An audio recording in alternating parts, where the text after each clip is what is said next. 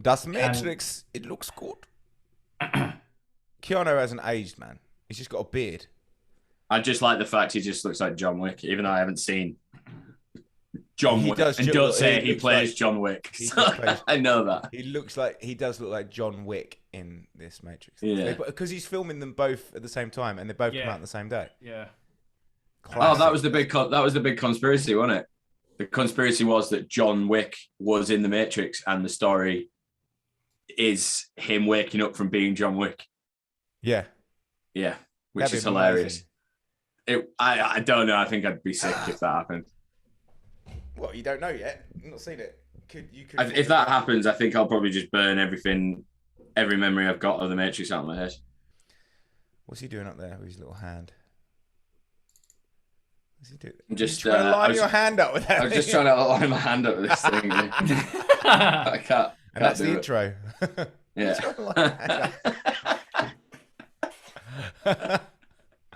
Well, it's the first time we've ever recorded and it's been light in here. So yeah, I know. For once, I don't have to use my fucking rig lights. Yeah, I'm hoping it's still light when we leave as well, because I was a bit scared leaving the industrial estate with my. Oh, really? Yeah, well, the light. So there's street light in there, but because I was wearing my bike helmet, my shadow was a bit different to what it normally was. I was like, what the fuck is that? There was a fucking astronaut chasing after him. What happens when it comes to it? In the thing. Oh, maybe they did. So in the back, now this is a light brown jacket. cool story. We're not the first. We definitely won't be the last. We'd like to welcome you. Not another conspiracy cast.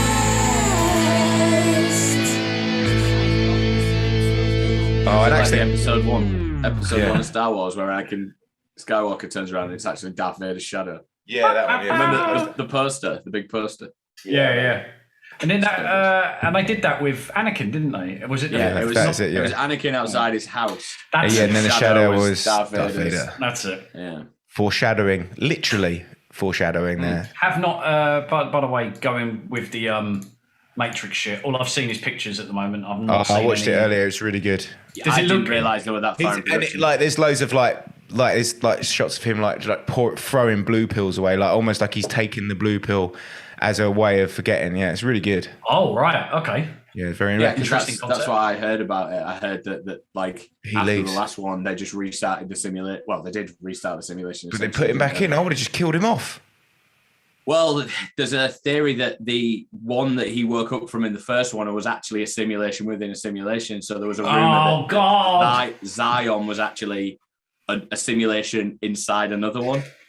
They're fucking inceptioning it. They've listened to our podcast. Yeah. I don't like it. If they do that, I'm not going to like that. But it's a good way of resetting, though, isn't it? Huh? It's a good way of just going, yeah, none of that was all, it was all a dream. It's just kind of like a canonic way of retconning everything prior. So you're just safe to do whatever the fuck you want. Go watch the new Candyman and then you'll realise that this year is probably not going to be a great year for movies. Oh, is it crap? Right, I'll sack that. But People Just Do Nothing was amazing. So yeah.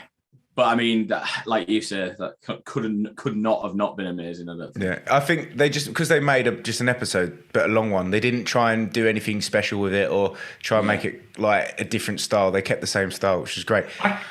I'm still sorry. Go on, Ben. Sorry, you've not frozen. I know. I was just going to let you finish. As well, fucking. Let me it's funny because as soon as you said you've not frozen, you both froze. This is bullshit. As well, honestly, I don't know if you heard that, but literally as soon as you said, I can hear you perfectly. You've not broken up once. He started moving again, and then everything stopped, and you just went. Well, what we'll do is in that case, JJ, we'll wait for you to kind of like. We'll just go and now for JJ, and then let you go off on like a massive tangent. Yeah. And then the problem is, I don't know whether when you're speaking it's behind because it freezes. So I'm like, are they about to talk? So I start speaking, and then it just all catches up, and you two are like speaking at the same time. It's awful. Yours like we didn't have any issues with the the audio or anything when it came in, like when I got it back. Because you're recording it, so at your end, your bandwidth's fine. And you're fine as well. You've always kept up, so that's strange, isn't it? That it doesn't keep you up. Could just the audio slows down, and then the video just completely stops. But then the audio carries on from where it stopped. It doesn't just cut parts out. It just says it really quickly. I understand. Yeah, it's like when FaceTime does it. FaceTime does that sometimes when I'm talking to my dad. He'll freeze and then he'll go and just fucking ramble off what he'd done in the week in about 3 seconds. So, ladies and gentlemen, now we've discussed the films that are coming out in the future or that have already come out and how Zoom isn't that good for recording or talking to your friends. Welcome to part 2 of 9/11 by Not Another Conspiracy Podcast and Detroit. Still, Dean Salter. Still, I'm here. Get me out. How you doing, everybody? And in York, Mr. JJ Jackson. Hello. And you'll notice that I am drinking. Oh, you are? We got him back. It was so depressing. I decided to get pissed. Well, I've got some water and I've got some beer downstairs. I might get one when I go for a piss because that will happen. And then, so the sun's out. We're all doing this during the day, which is like the first time. It's a random one for once. But again, all the way from Southend, Ben Mills, everybody. I don't even know where I am. I'm not fapping. I'm actually clapping my hand on my thigh. It's going to look so suggestive. I'll just point in every direction that I could have possibly been in on the Zoom. You don't know where he's editing, so it could be. I'm not editing anyone. I'm just going to drop this in again because that worked so well last episode. So hopefully you've listened to episode 1 of our 9/11 podcast and you've not skipped the history to come straight to the conspiracy because a lot of it is referenced. You kind of need to know what we talked about last episode, which was recorded 2 days ago. Even though and there's some interesting facts about the positives of 9/11. Positives of 9/11. Well, there are some interesting facts about the positives of 9/11. Obviously, the amount of child molesters that could have perished. Spoiler alert. You have to go and watch that episode if you want to find out that. The exact numbers, because we won't tell you those numbers. Yeah. And there's a competition. If you can tell me the exact number of people in the comments below or on the Discord, how many people I say in episode 1 were paedophiles or child molesters in the Twin Towers on 9/11, child molesters. I will do nothing. We will give you you'll nothing. just get a shout out. That's bad. I wonder if there was any convicted paedophiles. I didn't search that. I just searched percentage of average. I'm just going to actually find that out while you. There we go. Because, ladies and gentlemen, this is the conspiracy episode of Not Another Conspiracy Podcast, 9/11 special. Yeah, the episode prior was a build-up history of just a lot of political movements that led to the radicalization and the situation that the world finds it in, even 20 years later. Yeah, and this one's a little bit more free-flowing, a little bit more silly. Even though we were quite silly before, this one's going to go back to being our usual very silly selves with a lot of shouting. Now, JJ's drinking as well. There's going to be a lot more shouting. And within the first few minutes, a nonce joke immediately. Do you know what I mean? Well, so we're on lots of tosh. We're sharp. We're sharp today, lads. We're sharp. Yeah. Yeah, I wonder what Prince Andrew's thoughts are on 9/11 are. I bet he doesn't even know it happened. I bet he has no clue that 9/11 happened. Well, I reckon all his information was probably in there, and the Queen probably set it up just to. Right. I bet he that's thought what they say, was. isn't it? They say there's a lot of information because the FBI, the CIA, and another company, another like intelligence agency were in Building 7 as well, and all gone. And it makes me wonder whether back then Prince Andrew was probably like, everybody knew about Epstein back then, but they were keeping it on the down low because so many people were obviously alive and could easily be convicted. And when that went down, he was probably like, thank Christ for that, I'm off. Yeah. And lo and behold, he isn't. He is still a massive nonce. I still can't get over the fact that he wore a Navy Admiral's outfit to his dad's funeral and he wasn't in the Navy. Yeah, what is that? But Harry wasn't allowed to wear his military uniform because he's out the family. That is such a weird. Like, I know we talk about 9/11, but I do genuinely think, like, why is no one making more of a fuss about how Prince Andrew is still not been arrested for being a nonce? And he's not been deported or anything. He's honorary, isn't he, in the Navy? Is he the Navy or the RAF? He was in the RAF. Honorary general. So he's like not even anything good. Somebody's just said, Yeah. because you're royal family, we'll give you a little Yeah, badge. I will give you that Here you title. go, you 'cause little you were child born in it. molester. Have this. I can just half imagine Don't him break just my wearing children. a normal suit with just the badge on it saying I passed the RAF or something like that. Or the Navy. I was a good little boy at the I was a RAF. brave soldier. I was a Brave little soldier. Have a lot. I was in the Navy, but all they called me was a nonce, just Yeah. like the shirt. Navy boy. He's in the Navy, yeah. And then I'm just a a secret teacher that nonce, says, yeah. don't sweat it. Oh, I I'm a was in the se- Navy, don't sweat it. wow. I'm a secret Guys, nonce, and all I got was this lousy general. if you want position. and not another conspiracy podcast t-shirt that says "Don't sweat it" and a picture of Prince Andrew on it, let us know in the comments. Let us know in Discord because we can get Great those. idea. Now we That can get is- whatever merch we want done because we're going to have a merch contract with our friends around the corner. We're going to have unlimited merch designs and everything. And we drop shipping, so we don't even have to think about it. We just give them the design, and they sort it out. Here's It's something coming in as 2 well. months. Yeah, here's something as well for anyone that gets a tattoo of Prince Andrew's face and with little things saying "Don't sweat it" underneath. I'll do it for free. JJ will do it for free. JJ will do it for I will free, actually do it for free. and you'll get a free shirt whenever we get the merchandising sorted, and you will just get And immediate episodes. I will come up to York with you while JJ does Witness. the tattoo on you. And I'll yeah, be I'm on putting it out FaceTime there. in the corner. Yeah. I'm putting it out there. We have to set up a competition for that by the end of this episode. Yeah. And we'll work it out by the end of this episode. Whoever is the winner can come to York. I'm not paying for you to come to York, but you can get the tattoo saying, don't sweat it. That's a fucking phenomenal With Prince idea. Andrew's face, It right? has to have Prince Andrew's face on it. But just be warned, you are getting a paedophile tattooed on you. Yeah, there's that. But I know I mean, loads as of soon as people that it got gets Ian convicted, Watkins people will be face. getting it done anyway, won't they? Yeah, Like, who's the fucking Watkins. person? Who's the Yeah. one that we got that's got mega lols written across it? Watkins, yeah. Yeah, the Watkins yeah. one. Don't we know someone that got that though, didn't we, Ben? Probably Mott. Yeah, probably. Shout out to Marty. He's plainly listening. Motty, again, I know we should really be getting into the episode, but I'd like to thank Mott for bringing some of my stuff from my home office to my new office. Oh yeah, props to you, dude. Yeah, he did get paid, but you know, GG. still nice to see him, innit? He tried to talk, it was funny. He was like, we were in the middle of the street, and he was just going, "So, what do you think of this 9/11 thing?" Then I was like, "Come on, mate, let's wait till we get to the office. Let's do it in the street." Straight in. So yes, we're going to talk about the aftermath and the conspiracies and all the fuckery basically that went on around 9/11 because And the fuckery, and as well, I think that when we get to the trade centers themselves, World Trade Center 7, the Pentagon, and also the planes, we're going to be referring from popularmechanics.com. And I think because thinking about it, if we were to start discussing this just a couple of years after the event, this podcast would be totally different. It would be so far with bias toward it being a massive inside job. we would have been beyond talking belief. about jet fuels not doing yeah. beams and stuff because Hang on. Whoa.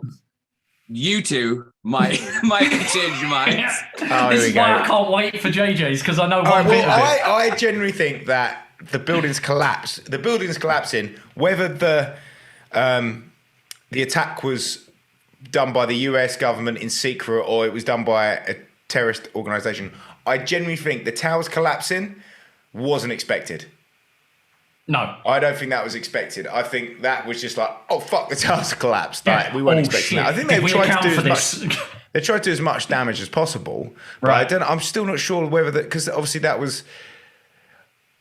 I just don't think it was like actually meant to happen, or it wasn't. It Right. wasn't planned. I think the attack itself was obviously planned, but Sure. yeah, by who, we're about to find out. Yeah, so we're going to be referring to popularmechanics.com because they compile a very good claim versus fact, or what they refer to as fact. So instead of us explaining the full conspiracy side, we're also going to be explaining what is also the factual side of things. Granted, we're a conspiracy-based podcast, but we always like to try and see logic in a lot of the claims and stuff, because as I was saying earlier, if we recorded this 15 years ago, I imagine the episode would be completely different to what I feel like it's going to Yeah, and the become. resolution would have been crap. Yeah, yeah, the bit rate would have been awful. But I'm very intrigued to find out what JJ's Well, he's just looking out the window now because he's getting. It's just started chucking it down, so I'm just getting all my washing out. Washing in. I'm trying to keep it dry. Well, that's the conspiracy that someone seeded a cloud over JJ's house just so he can't be on the podcast. Why he's doing that? My washing's not got a life of its own. My girlfriend was throwing it at me. It doesn't just fly in from the. All right, I was wondering that. I thought you had one of those weird, out the window things. For the listener, like in New York, you just pulling it from building to building. Oh. Yeah. For the listener, JJ was kind of almost using the force to bring his clothes in, and they were just kind of launching through the window at him. So I'm glad he explained that, because I was just like, is my pen that strong or? And for anyone who's watching, I live in a bungalow. I haven't just got my girlfriend's just not really good at throwing towels up to the second floor. And for anyone in America who's listening, a bungalow is just a one-story house. It is, without your basement, basically. But they probably wouldn't call it a bungalow because there's loads of houses in America that are just... It's just called a house. Yeah, most of them have basements as well. They call them condos. You're in a single... You've just gone down. I'm in a fake bungalow. Fungalow. A fangalow. Yeah, a fungalow. Yeah, or a fangalow, yeah. Yeah, I call it the fungalow. Fungalow. Or there's a sort of a dungalow. Oh, which is a combination of that's what Dean's in. He's in a dungalow. Yeah. Sex swings and everything downstairs, boys. So, Fritzl Salter. Cages with ball gags and a lot. Hardcore BDSM from the foyer. In fact, when you walk in, you have to get strapped to a cross to get entered past the threshold. Speaking of torture, one of the main things that happened, one of the main aftermath things that happened after 9/11 was Guantanamo Bay became basically an offshore torture chamber that was completely, for some reason, outside the laws of every human rights law ever. From what I believe, it was in a private area of Cuba where it was technically US territory, but because of some sort of Geneva Convention rule or law, they were able... It was for some reason it wasn't governed by Geneva Convention. Right, that's what I'm saying. Yeah. So there was like a loophole that they were sitting in that made Guantanamo Bay its own entity. That's why, because they didn't call them prisoners, did they? They called them detainees. Detainee camps, and basically they were lawless and they could do absolutely anything they wanted. But of course, of course, every sort of military general that was put in front of a media camera was like, we are treating everybody humanely. And then all the leaked video footage began to unfold. If anyone's a young listener and wants to go and take a look, they've probably seen images of Guantanamo Bay and they haven't realised that it's Guantanamo Bay, but they were being caged like dogs at rescue shelters. Still are. But dogs got more, were treated better because these people were thrown in orange boiler suits with their wrists zip tied stupidly tight together with bags over their hands, as well as they had ear defenders on that were noise. Ear defenders, masks, on that were noise cancelling. Glasses, several masks, and a hat over them. So it was something to do with their sensory deprivation. Depth. And what was it? It would mess up their equilibrium or something like that. So it was like a physical, psychological torture as well. And they would also just be left to cook in the sun as well. Yeah, it's just typical interrogation tactics, isn't it? It's designed to just break down. Totally illegal. Yeah, it's disgusting. And of course, all the young listeners, I was trying to find a filter with a yellow boiler suit. Oh, sorry, fucking hell, this is awful. Sorry. Oh yeah. I can't help it. It just keeps crashing. Is it all crashed? Every time it's just Ugh. Oh, strange. It's back to normal now. Just carry on. Fucking bullshit. Right. Well, yeah. So a lot of the detainees at Guantanamo Bay were just blokes. just random blokes that their neighbours had just gone dobbed them in. Yeah, so the Americans had a policy. There were drop flyers in Afghanistan and Pakistan to say, if you know of any Taliban members, let us know. We'll give you some cash. But it wasn't just a little bit of cash. It was enough cash to like make these people like have a lavish lifestyle. From what I heard, it was like at some points they were dishing out like $10,000 to people. Now, can you imagine what sort of money that is in? I don't know, like Afghan rubies, I think it is, or something like that. That's absurd.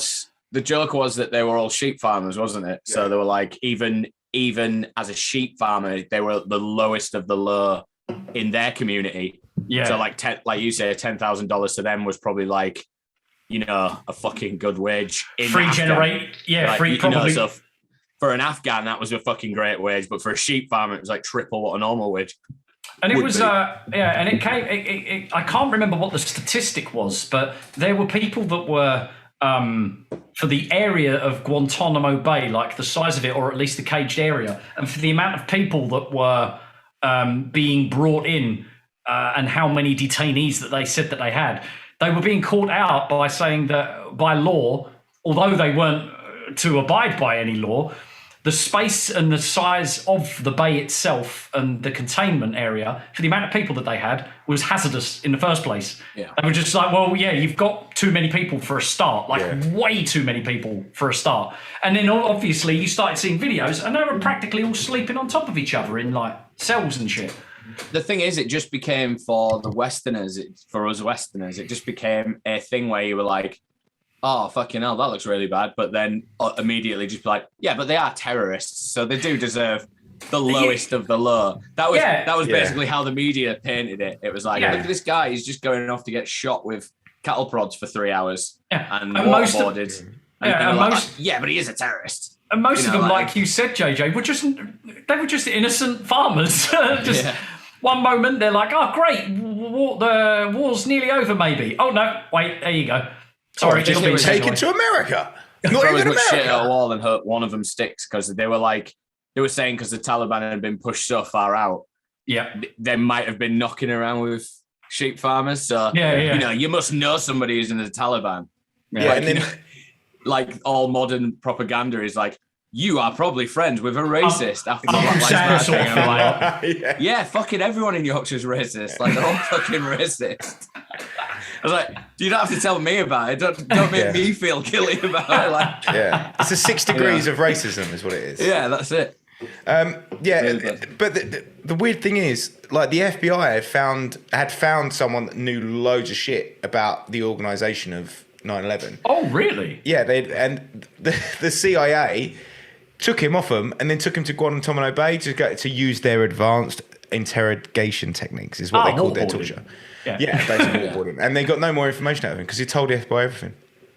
I like the most about Turning Point, which I feel was not the shoddiest documentary. It was the best produced. Right. But obviously everybody was super official. So it was like, okay, the guy who's demonstrating, he's like, yeah, but we were only allowed to slap him from half an inch away. Right. I remember demonstrating it. He was like, that's about half an inch. And I was like, but I bet there was a guy behind the other guy's fist just punching it into his face. And the guy's like, boosh, boosh. Loopholes, baby. Punched into his fucking head. The one where he's showing was like how you hit someone in the stomach, and he was like, you use an open hand and you come at it with like your shoulder force, and I was just like, it felt like he just suddenly, I'm being interviewed, and oh no, they're asking me about what I actually do for a living. Oh right, These are the rules in the Dundula as well, which is coincidental. You're not allowed to hit them below the belly button or above the nipples. That's it. You can hit them with what you want. It was one of those weird moments where someone just switches and forgets where they are and just says too much. Like, that's kind of what it seemed like to me. It was like a kid being caught out that he's lying and not realising it and being like, oh, I know this. So if you want to know more about that, he also looked really excited about it, which was weird. Loved it. Kind of like got really sweaty, didn't he? Chair, didn't he? Yeah, he loved it. Loved it. If you want to know, if you want to get into because we're gonna skip through some of this stuff, and we're gonna try and get as many conspiracies in, as much aftermath in as possible in these 2 hours we have. Watch the documentary Turning Point. But episode 3 really goes into that kind of torture stuff and what they did, and that exciting revelation from the man who teaches you how to hit a terrorist within the law. It's almost like those medieval things that we were talking about, like the rule of thumb. Yeah. Like, you're okay to hit a terrorist as long as it's within an inch of their face. And someone else is punching your fist into his fucking skull. One thing that was interesting as well, just sticking with Guantanamo Bay and Turning Point, the documentary, I noticed that there wasn't any explanation for the very famous image of the terrorists standing on like the crate with the electrodes attached to his fingers with like the they were electrocuting him. That's it. That's what I'm saying. Like, that wasn't even mentioned in the documentary. I was just like, because they're probably like, there's probably a big that Turning Point documentary. You can see how much was probably like, can we ask about this? Can we ask about this? Can we ask about that? The electrode guy on the crate? No, we don't talk about that guy because that is very illegal, and we're trying to skirt over that. So I read something about that. Interestingly, it is actually an old war technique. So they are allowed to do it, but it's to do with the amperage. Okay. So obviously it has to. I think it's something ridiculous, like it has to be with a car battery. So it can't be something, and that's why they're strung together, because the resistance of 3 bodies isn't. So if you were to shock yourself in a car, you would be like, "Fuck, you bastard!" It wouldn't kill you, but it'd be like bang, you know. Whereas in the resistance of multiple bodies actually slows down the current, so it essentially makes it more of a spasm, like an annoyance, like a TENS machine, because that's all a TENS machine is. Yeah, so I did that. Right. I accidentally. That's all a taser is, but I touched my car charger thing earlier with a slightly moist hand, and I got a proper not a shock but you know that vibration for your hand. Like, I was like, I should let go. Yeah. I can't let go. Yeah, there's definitely something. I think it's been written into the prisoner of war thing, the NATO thing, but they used to, I think it was in the 90s, you used to be able to do that, use car batteries, but they had to be strung together because it was to do with the resistance. But Guantanamo Bay could do what they wanted, right? They had that. Yeah, because they wrote the fucking laws, didn't they? Yeah. Because that was the point originally. I don't know if you've touched on it, but the point of Guantanamo Bay was that it was its own island or its own place, so you could write the rules for it essentially.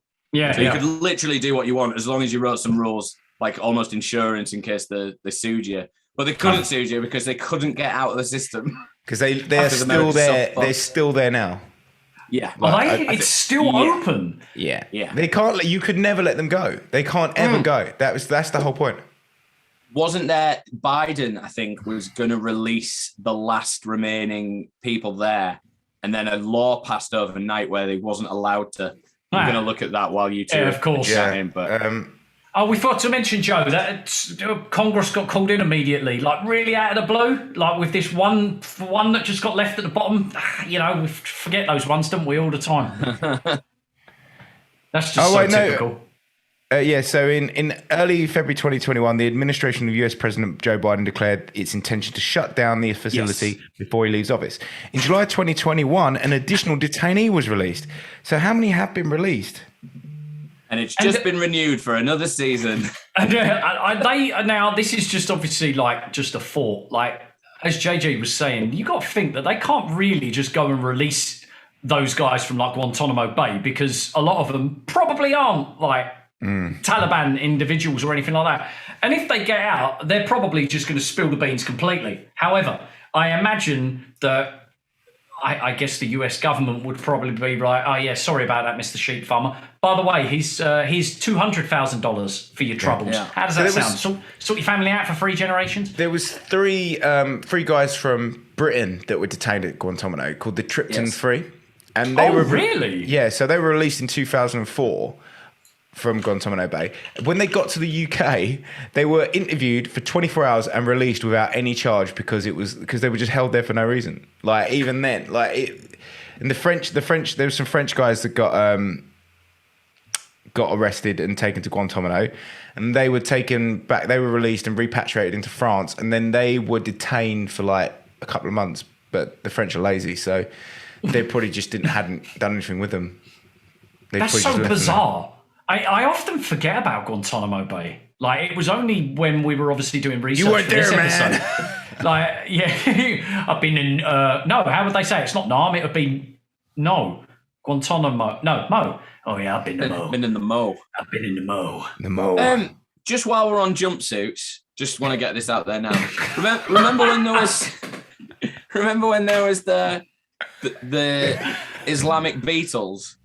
Like John, Ringo, Paul, and do you remember this? Yeah. Was that to do with 9/11, or was that just the war in Afghan afterwards? It was. And they just they cut off some reporters' heads and stuff. Oh, no, and then yeah. I'm I looking at it remember now. seeing an article, right? It was fucking brilliant. And it said, the remaining Beatle is dead. And I absolutely freaked out because I thought Ringo Starr had died. And then in my mind, I was like, hang on a second. The remaining Beatle is dead. There's fucking two of them still alive. What are they going on about? And then it showed you the guys getting their heads chopped off. And that's who they were talking about. Yeah. Did they refer to themselves as the... No, surely not. Because its members were nicknamed John, Paul, George, and Ringo by hostages after the four members of the English rock group The Beatles. What the fuck? No, I remember that article. I remember reading that on a train on the way to work to London, and they were like, Paul is considered the worst one of the group. Yeah. Paul played a smaller role in the group, actually. Paul played a smaller role. Are you sure you weren't reading an article about the actual Beatles? Because Paul McCartney's a cunt. No, John, Jihadi, that was Jihadi John, wasn't it? Yeah, Jihadi John. It was ISIS, wasn't it? I think. Yeah. It was Jihadi John, the worst one. A senior US military official was quoted as saying, "We're 99% sure we got him." That was when they killed him. No, that was him. That was Jihadi John. The official called it a flawless victory. So is he playing Mortal Kombat? I was going to say they're very big Mortal Kombat fans. Yeah. Flawless victory. Hey. Apparently he was evaporated. Oh, they bombed him to fuck. Scorpion. Basically. We'll get onto that later on. Evaporation. Yeah. But yeah, Guantanamo Bay, it was and still is a torture chamber for people with brown skin. The Americans have gone, you look a bit like you could be a terrorist. Yeah, you look it's a bit like Orange is the New Black. Let's have a look on the complexion chart. Don't wear if you are Arabic or Middle Eastern, don't wear an orange jumpsuit because they'll think that you've escaped and they'll just pull you all the way back. Yeah. Yeah. Please, what a crazy country America is. Right, Mohammed. Heard that. I can't believe they're allowed to get away with it though. It's crazy. But that, of course, was Dick Cheney's idea of Guantanamo Bay. Oh, no surprise. Yeah, no surprise. The evilest man in the world, I think, possibly. He's got his fucking rancid fingers in everything. The penguin. Center of the Guantanamo. And that's him sitting in like the war room and shit like that, like being the kind of in charge of the national. Well, he was in charge of the everything. Well, yeah, practically everything. I can't remember what was the title that he said he wanted to be in charge of that no other vice president has ever it could be touched loads. on. I can't remember exactly what it was, but there was a role. He was like he did he got himself in all the roles. I think it was Master of Civil Terrorism. Master maybe, of Civil Terrorism. But I think it was like defense. I think he was like, I want to be in charge of that. I want that to be my position. Was it like Homeland Security or something? Yes, like or that? something like that. Yeah. That's what I was thinking of. Yeah, he was like head of Homeland Security. Defense Minister, I would think, would be our equivalent. That's it. Yes. Yeah, that would be the basically, Secretary of Defense. We're protecting the people. Secretary of Defense. Thank you, Ben. Yeah, and that was like the first time a vice president has ever demanded and ever become, and he is the only one ever so far. So, like, that's no surprise. I've just been looking for a Dick Cheney filter on here, but sorry. Rumsfeld was the Secretary of Defense, but Cheney was in charge of kind of liaising with him, but they were best mates. So was it like Homeland Security then? Maybe that he was responsible for. Yeah, because he was Secretary of Defense for George H.W. Bush. Yes. Oh right. Okay, that's probably what I'm confusing it with. But regardless, he just stuck his fingers in everything during that and presidency. During that term. Not like Prince Andrew. He stuck his non-sweaty fingers in everything. He was just eating dough balls, Ben. That's the only thing he was putting his sweaty fingers True, in. absolutely true. There is no way Prince Andrew had anything to do with any sexual misconduct. So Dick Cheney, talk to me, boy. Dick Cheney, yes, right. So I was just looking at his Wikipedia page, and it's just pure evil. Which he probably fucking wrote. I bet he goes in there and goes, "This is too nice. Well, he was. I've not done any. It says here that I've donated to charity. I've never donated to charity in my life." So Dick Cheney is a self-aggrandizing criminal who used his knowledge as a Washington insider to subvert both informed public debate about matters of world war and peace and to manipulate presidential decision-making, sometimes in ways that angered even George Bush. Well, yeah, George blamed He him hated him. Yeah, for not even being able to win the next term. Oh, no. Well, after his term finished. Yeah, After the first term ruined his presidency. After the first, he said he would have got rid of Rumsfeld and Cheney after his first term, but he thought switching things up so much might make him seem weak, and he wouldn't get another term. So So he didn't. His moral compass is not great, George Bush, but I think he knew like this is not a good guy. He apparently didn't talk to him until very recently. Like they hadn't spoken since the first term until very recently. They hate each other. Wow.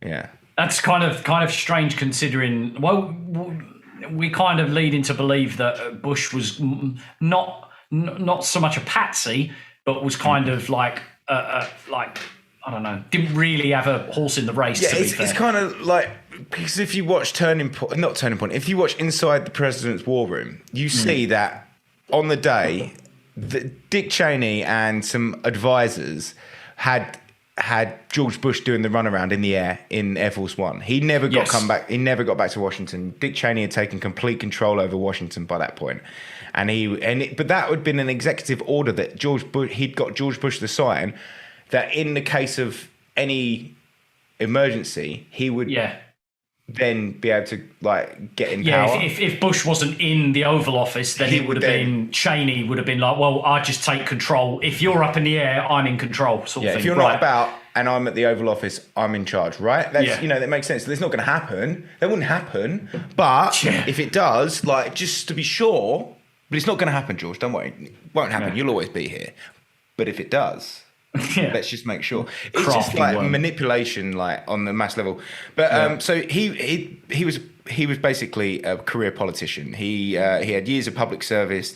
He capitalized on connections he made while being paid by taxpayers to earn tens of millions of dollars presiding over Halliburton.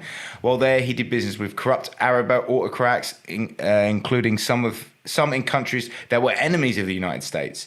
Upon returning to government, he advanced a theory of the executive that is at odds with the intentions of the founding fathers, successfully encouraged the federal government to illegally spy on innocent Americans, passed on the public false information about weapons of mass destruction in Iraq, and became directly complicit in a regime of torture for which he should be in jail.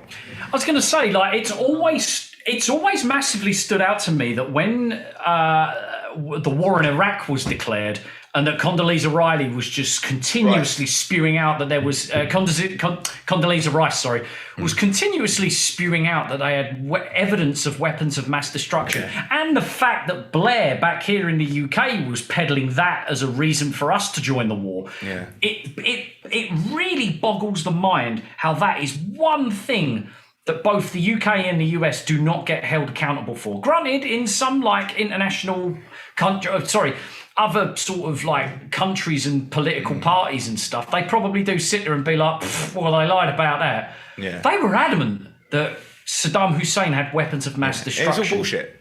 It's all bullshit. He like even the weapons inspector said there wasn't any. When they went, he said, we haven't he didn't let the weapons inspectors in, so he must have them. But he did let them in. He just didn't let them in because he was just being difficult. Because I think the main thing that comes out about Saddam is that he was just a bit of a troublemaker.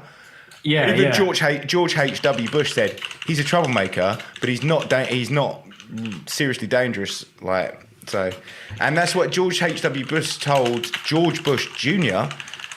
not to have Cheney or Rumsfeld in his cabinet. He was dead against it. He was like, these guys are not good guys.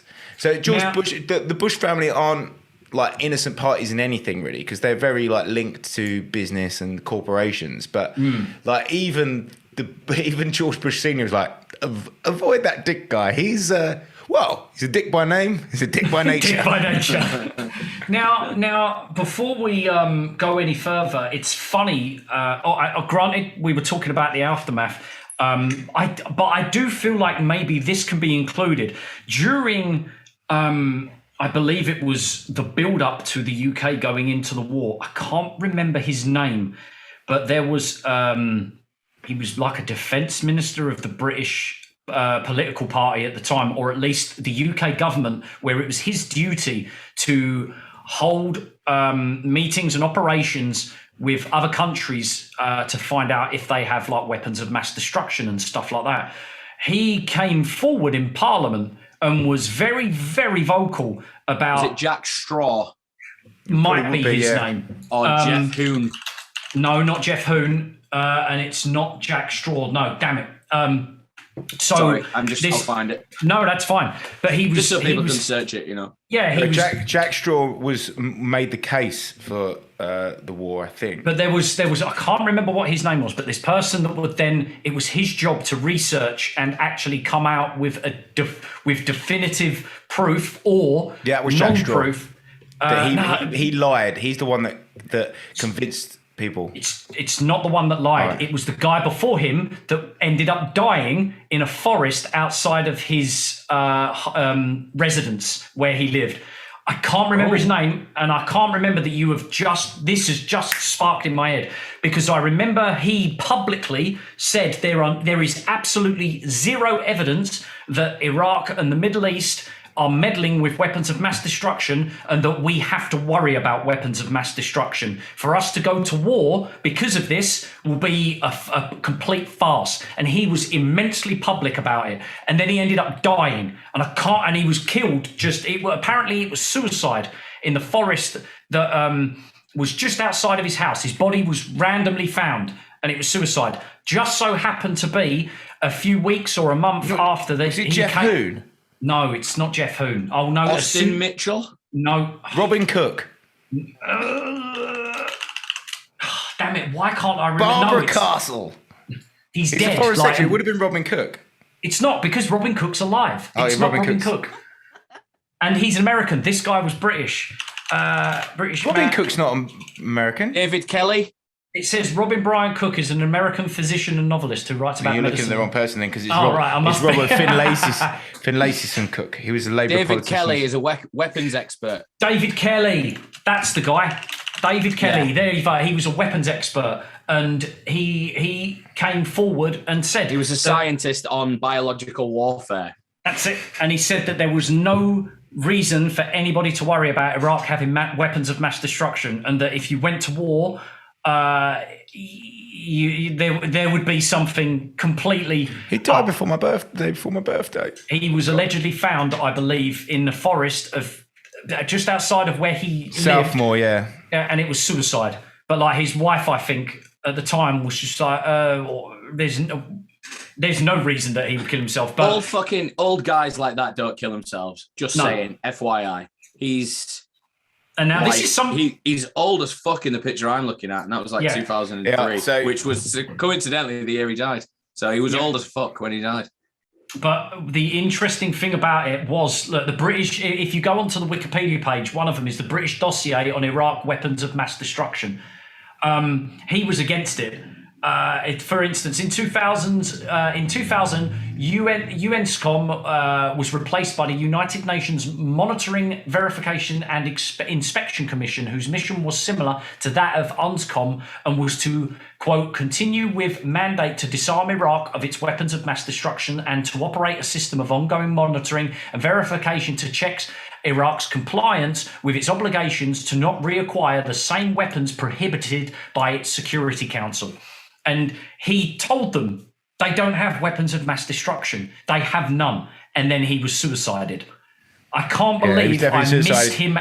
I can't believe I missed him out in my research, because I remember when that happened, I remember in the media, everyone, like at work, everyone just being like, so this guy that's just kind of said, you don't need to go to war, everything's a lie.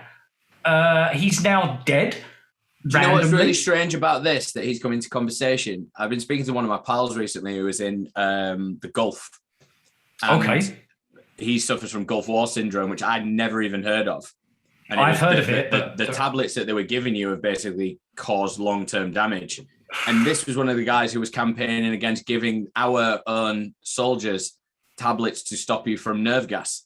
So they've caused neurological disorders like MS and stuff and fucked up. And I've just literally read here that he was campaigning against the use of anthrax. Do you see what I mean? This is a guy that really knows his shit. He's a bioweapons like genius, like expert in the field.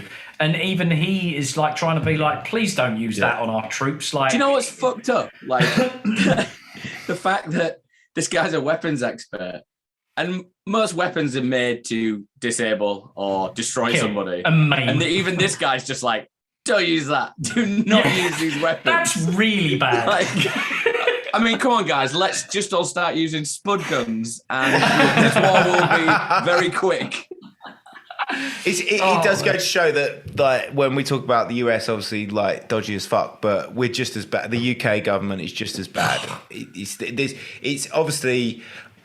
We were the first of government of its kind, that then the American government is obviously a little bit far behind. So we're probably a bit more sinister. But like in our 7/7 bombing episode, which if you haven't listened to, go and listen to straight after this one. We talk about it, how it was definitely like just pointed towards this terrorist attack after loads of people said it definitely wasn't. Like, yeah. It's false flags, and I think we probably get onto the false flag bit now. Well, I guess the false flag is what people think 9/11 was, or at least it was an attack that was almost let happen by the powers that be to create a false flag and to enter America and its allies into a forever war that is still going on to this day, even though they said it isn't. It's still happening. It's still going. It's in Yemen. It's like Syria. Look at Syria. Look, all these countries. The whole Middle East is being like policed. By the Americans. The police. It's almost like defund the military police. Now this is a very good segue in actual fact to just mention one thing before we do go on to the main conspiracies. In September 2000, the Project for a New American Century, this is called, there was a think tank that includes Dick Cheney, Donald Rumsfeld, Paul Wolfowitz, Jeb Bush, George Bush's brother himself. They released a report titled Rebuilding America's Defenses, Strategy, Forces and Resources for a New Century. And the acronym of that is Death Star. And one of the core missions within the report was... that's how slow JJ's internet connection is. I'm glad it got a better laugh. Oh, wow. I didn't realize. On my end, I'm laughing in real time. I'm glad it got a bigger laugh though the second time around, because I think it did deserve that. If I do say so myself. Yeah, that's a lot of neoconservatives there in that. Yeah, a lot of neoconservatives. One of the core missions in the report was to fight and deceivably win multiple simultaneous major theatre wars. Now, for anyone that's not aware of what a theatre war is land, sea, and air, meaning a theatre war across the world. They also mentioned that the process of transformation, even if it brings revolutionary change, is likely to be a long one, i.e. the forever war that we're currently in, and absent some catastrophic and catalyzing event like a new Pearl Harbor. Like a year prior, they're building a dossier in how they believe that they need to enter the new century and basically become the world police in and itself. And it's interesting that Dick Cheney is involved, and also George Bush's brother within the creation of this particular document. I don't know where Ben's gone. Ben's just nipped up. But it is... It's all right. I'm just ordering my dinner. I don't know where he's gone. But me neither. However, we're going to start getting into the conspiracies. There's one other thing that I quickly want to mention. It was after the events. It was. I remember reading it when Osama bin Laden would be like, "We weren't involved. No, that was nothing to do with us." Like almost immediately after the attacks, and he was like, "I've been identified as being responsible, but we're not responsible for that." And now I remember that being confusing because I was like, "Well, hold on a minute. In the UK and the US, we're all bleating out this bin Laden guy who's on the FBI's most wanted list is the one that did it." And then they're also publicising like, "Oh, look, he's saying he didn't do it now." Like any terrorist attack these days as well, it used to be like really sincere, like yes we did it, but now like all the media always go it was probably them, and then all the people who they've blamed, ISIS come forward like a day later like, "Oh no, it was us, sorry, just our internet speed was well slow, so we've only just managed to get the memo out." And we wanted to look at. Yeah, they never apologise to the organisation that they've blamed, do they? They never go, "Oh, sorry, we got it confused," you know. But we didn't admit it immediately. We wanted to look at the landscape, see if we could risk getting cancelled. But no, actually, it was us. So funny. However, December 13th, the Department of Defense released the confession video of Osama bin Laden. It's a video. Initially he denied all involvement with the attacks, but a tape was found in a house in Afghanistan. And it's a it's a blurry, like... Yeah. It looks like Crime Watch, those blurred him out. Oh, God, yeah. It's like it was almost the most advanced paper shops CCTV camera that they could have possibly have found. Yeah. Like, and then they put Vaseline over the lens as well. And cling film. Yeah. So it allegedly showed bin Laden discussing the attacks, but not taking full responsibility. But then the video was then portrayed by Bush and the US government, as well as the UK government, that this was evidence and proof of his guilt. The video's translation was not conducted by a third party and came straight out of the Department of Defense. That was the thing that he says here, look, I bombed the Americans. Look, read it. That's what it says. That was the first thing that I read about that, was that the fact that everybody, there was no like sort of subtitles. Everybody was just taking what they'd said as a translation. And because you don't know anybody who lives in the forest of fucking Afghan, can you actually translate this for me? Because there's that part where he's sort of sat on the ground with like one leg up and he's holding this gun and he's laughing his head off. And it's just like, it's almost like they've just gone, I hate all English, white, blah, blah. And everybody immediately is just like, oh my God, he is a real terrorist. And he's just going, great weather today, guys. It's like the ninja scene from Wayne's World 2, where they start like moving their mouths and they're not actually saying what they're being portrayed to say. Let's settle this by combat. That's it. When he laughs, isn't it? Wayne, you are worthy of my daughter. But yes, so there was no third-party translation. It was translated by the Department of Defense himself.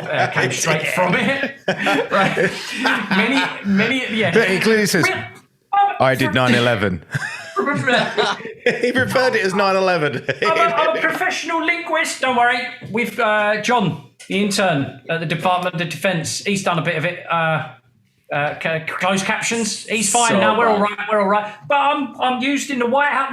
No. I did 9/11. No. It clearly says here, I did 9/11, and then he doesn't say anything else. And all he's still talking about is how sunny it is outside his cave. Yeah, it's so hot in cave. So hot in cave. It's like being in the podcast studio at the Ben's place. So hot in cave. Many international agencies questioned its legitimacy, obviously, with regards to the Arabic translations, as Dr. Abdul L.M. Husseini, got the name right, said, and I quote, I have carefully examined the Pentagon's translation, and the translation are very problematic at the most important places where it is held to prove the guilt of bin Laden. It is not identical with the original Arabic. And bear in mind as well, this video is so far off as well, didn't you? That's the guy's probably he's being diplomatic, and he's like, it's bullshit. Right, he's probably sitting there being like, "What is this? He's talking about going to the store for a goat." He says he needs no gold for a winter trip. Not the building. And the Americans are like, what's that? He's going to go and blow up the Twin Towers? What the fuck? He's coming right for us. Like, no, I never said that. He's like, no, that's what you said. He says clearly says, blow up Twin Towers. Totally awesome. Right there. It's me. Looks like he's saying, kiss me. Fuck that guy. Fuck that guy. But yes, Smoke bastard.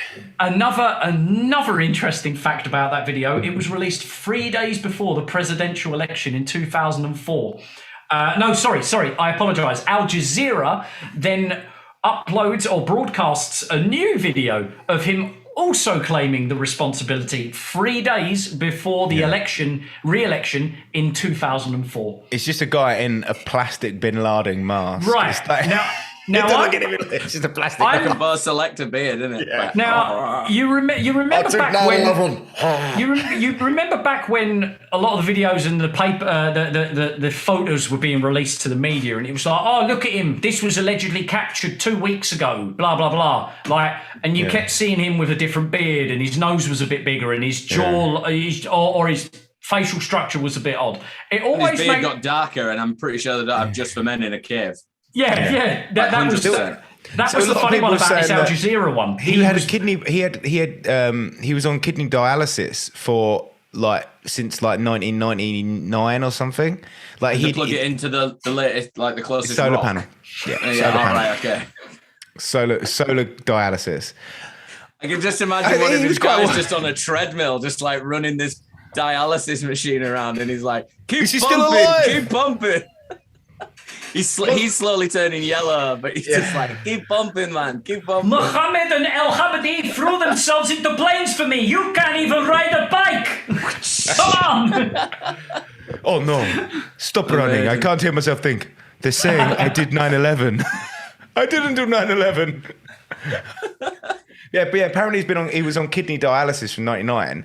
But a lot of other people were saying that he was already dead. There were various reports of that too. Those videos were equivalent to like fucking dial-up pornography. They were like 1 bit an hour. But he's like, here he is in a cave, and he'll move one fucking frame, and it's like just. But what got me thinking was, we looked at all of these videos, and sometimes a lot of people saying, oh, it was a body double, or it looks like a body double, and this, that, the other. To me, I don't think that he just has like an agency that he can contact and be, oh, fetch me my body double. Osama, how many lookalikes on your books have you got? The now, devil's double. What? Not Bin Laden, Saddam Hussein's son had a body double. Yeah. Have you seen that film? And have you seen to the extent that they make him a body double? Well, that's mental. What I was thinking though, is it makes you wonder. We've got now 20 odd years later, we've got this AI technology, deep faking, that can just put a face on somebody so brilliantly. And it's seamless. We've all seen the one with Tom Cruise that went viral through the pandemic, They've probably had that technology themselves for a long time. And it wouldn't put me past any government sitting there and being, oh, let's just do this guy up, make the video look a bit grainy, and we'll use photo AI and we'll just project what looks like Osama bin Laden's face. It's the same as UFO videos now, though. They're like, everyone's UFO videos are always just like, the CGI on them is so good phenomenal. That it's made, because there was that grey area in between 2000 and now where CGI looked shit. Whereas now you can put After Effects over the top to put clouds over and shit like that, and it looks almost convincing. But no matter what, I could go outside and film an actual UFO, and somebody would just be like, "Yeah, CGI." Yeah, CGI, fake. Yeah, and that's the same. Like you say, they were editing. Even if they were editing likenesses, it was like fucking 8-bit video, or something like that. Like Ben knows more about that shit, but like 8-bit. Well, it was video, pretty even. Do you know what? It was pretty tape. It was pretty tape. It was probably VHS, wasn't it? Yeah. Or actual tape. Yeah, it was pretty DV tapes until like 2000 and 9, maybe before. Like, so it was DV. It would have been DV tape. I mean, so you it would can have still been edit it. degraded. You can still edit it. Yeah, it would have been degraded though. It wouldn't be as good as.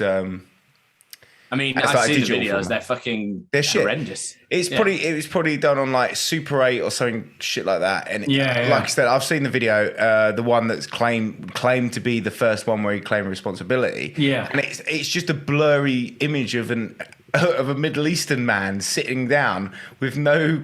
It looks like a 128 kegabit fucking video. Do you know what I mean? It's like it's like they put the bit rate down to 1.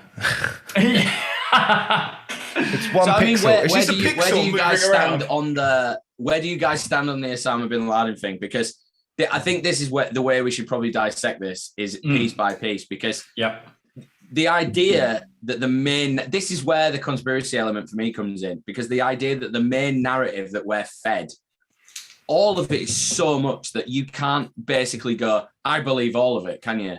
Because there's so many I don't believe that bit, but there's so much overlapping and stuff.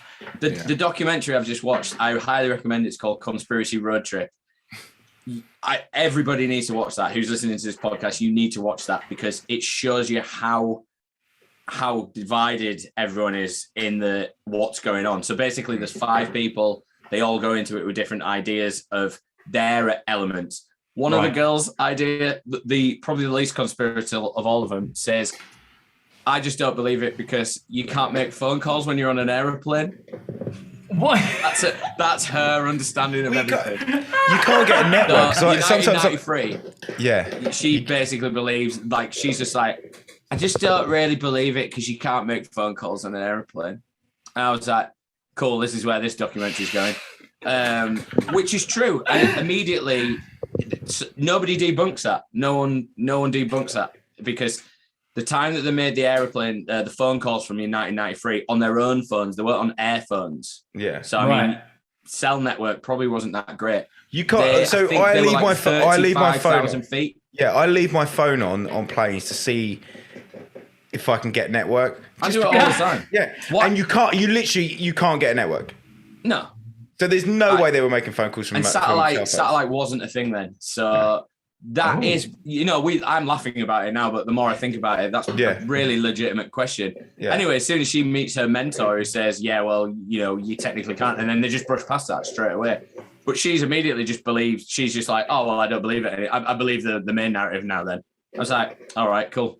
That's fine. They go and meet a guy who made a phone call to his mum. Yeah. And a woman is ripping it apart because the guy who rang her used his full name when he rang his mum up. I'll talk more about it when we get into the later stuff. But okay, cool. Talk about it now. I'm interested. I'm in. So basically, there's 5 of them. One of them's on the narrative of how the buildings collapse, which is the one that we'll probably talk about.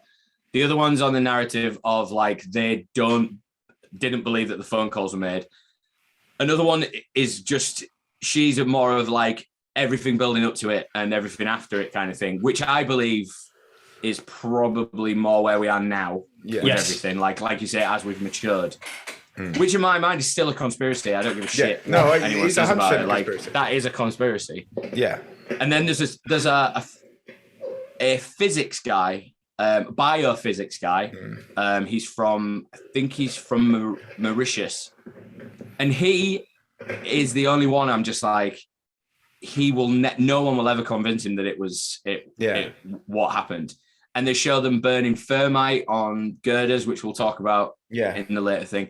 And he's just like, no, I don't care because I believe everybody that you're putting in front of me was either paid off or put in place. Yeah.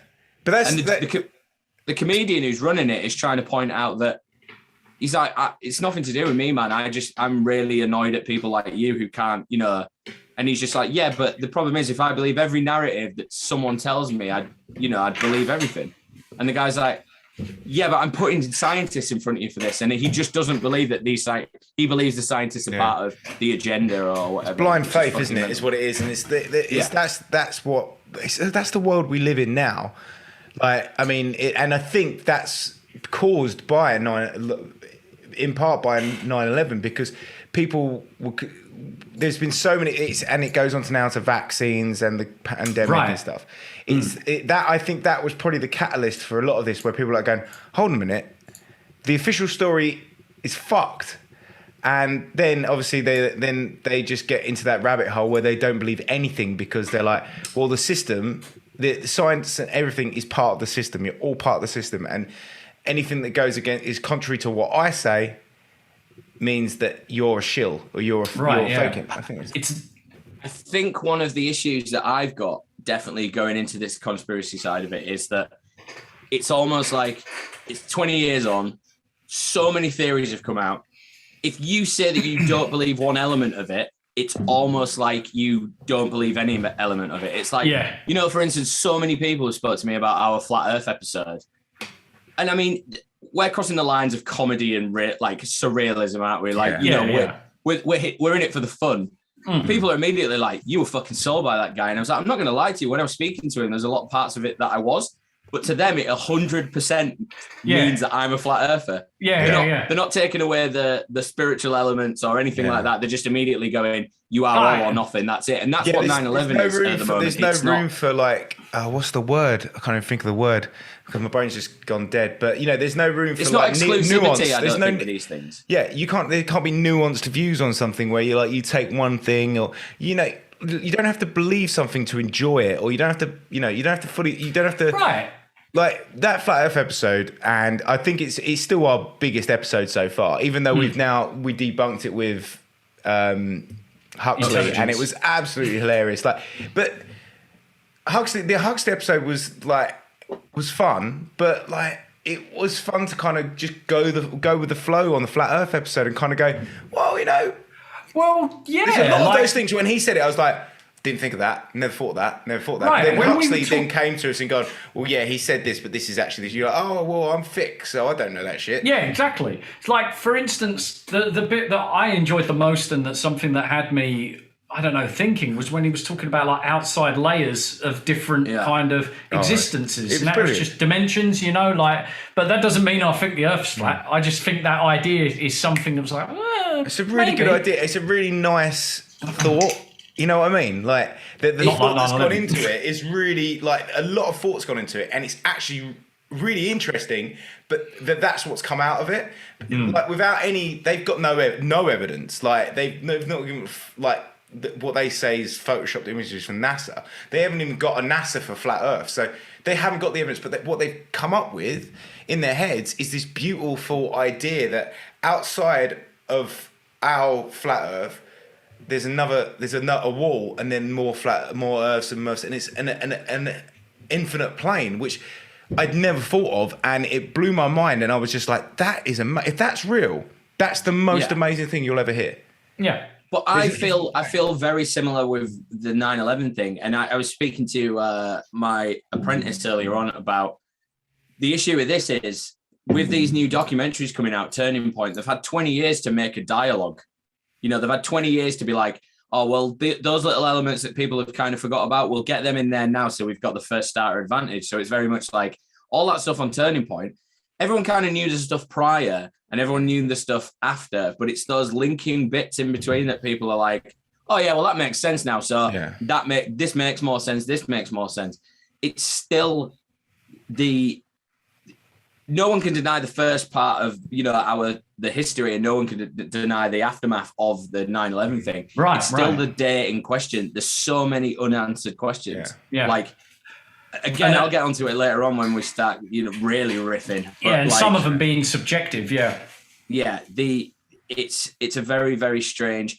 And again, it's the same as the flat Earth stuff. They're probably just still kind of working out now why certain things aren't how they see them. So they'll have time to make dialogue and then come back in 5 years' time. It's the same as any kind of science or scientist. You know, I'm not by any means comparing flat earthers to scientists. I'm just saying, well, they are scientists. It's that thing. It's like we've created the science that creates the answers, whereas it might not be there might be something just really unexplained. Yeah, you're absolutely right. I can't wait to talk about it. And Turning Point does feel retconned. Like they've gone, okay, what were the questions? What are all these questions that have coming up? Like they probably just Googled like biggest questions about 9/11, and they got, all right, how can we answer these?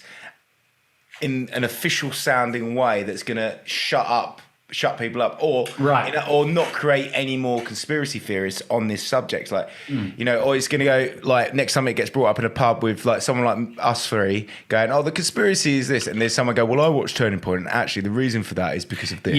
Yeah, I understand what you mean. Yeah, I mean, we all thought the first thing we all said when we started chatting yesterday or whenever it was about the colonel at the Pentagon.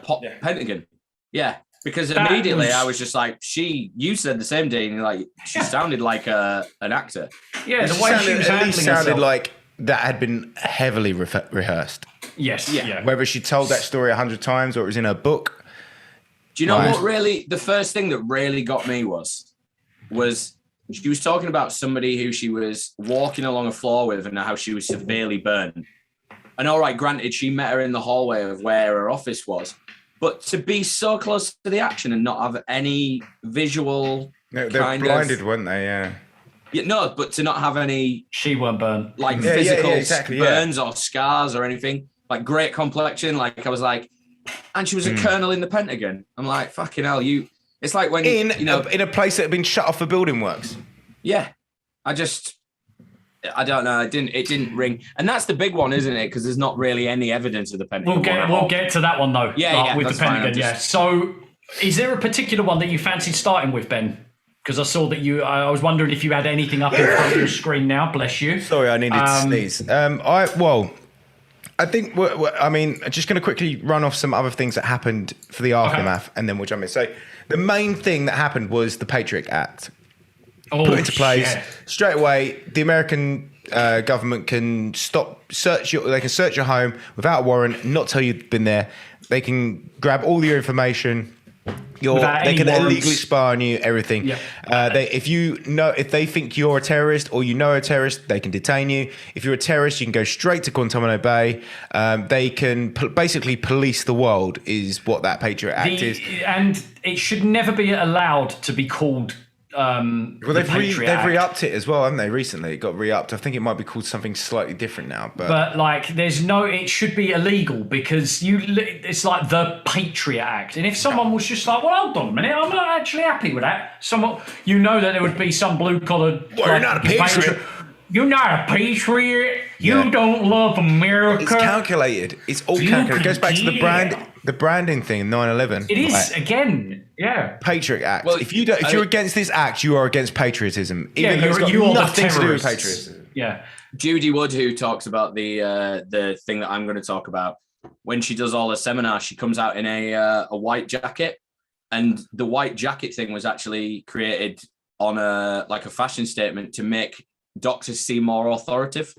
Huh. So the white jacket thing's actually, if someone walks into a room now with a white jacket on, your brain immediately goes, "Oh, he's a doctor." I'm getting a white jacket. White coat syndrome as well. I'm getting a white jacket. When your heart rate unexpectedly goes up, they call it white coat syndrome because it's like when you sat down with a doctor. Oh yeah, I get that. That makes sense. Yeah. The other Sorry, thing, Ben, carry on. the NSA obviously started Stellar Wind, which was complete. It was just tapping of telephone, mobile communications. Snowden essentially released, wasn't it? But there was secret. So there was special secret contracts with all the telecommunications companies like Verizon, Sprint, T-Mobile. and all that. T-Mobile. Between them and the government to just blanket tap and track people's mobile phone calls, text messages and stuff. Insanity, and it's a total disregard to the Fourth Amendment. One of the things, though, just while we're on that, one of the things that was interesting about Turning Point was the fact that, again, this is another thing that immediately I hated about the documentary. They were like, yeah, but we weren't listening to everyone's phone calls. Yeah, metadata. We were just recording them. It's just metadata. And I'm like, that's just the same as anything, though, isn't it? It's like you've got it. It's collateral. You can use it against anything that goes against you. I think with that, it's like they've convinced themselves, like to legitimize what they were doing. They convinced themselves as people to go, yeah, but we weren't listening, so we're not that bad, are we? They probably weren't physically listening, but they had artificial intelligence software that was probably filtering all this audio at such a fast rate and transcribing it. And stuff. Yeah. Like, so they were listening to it.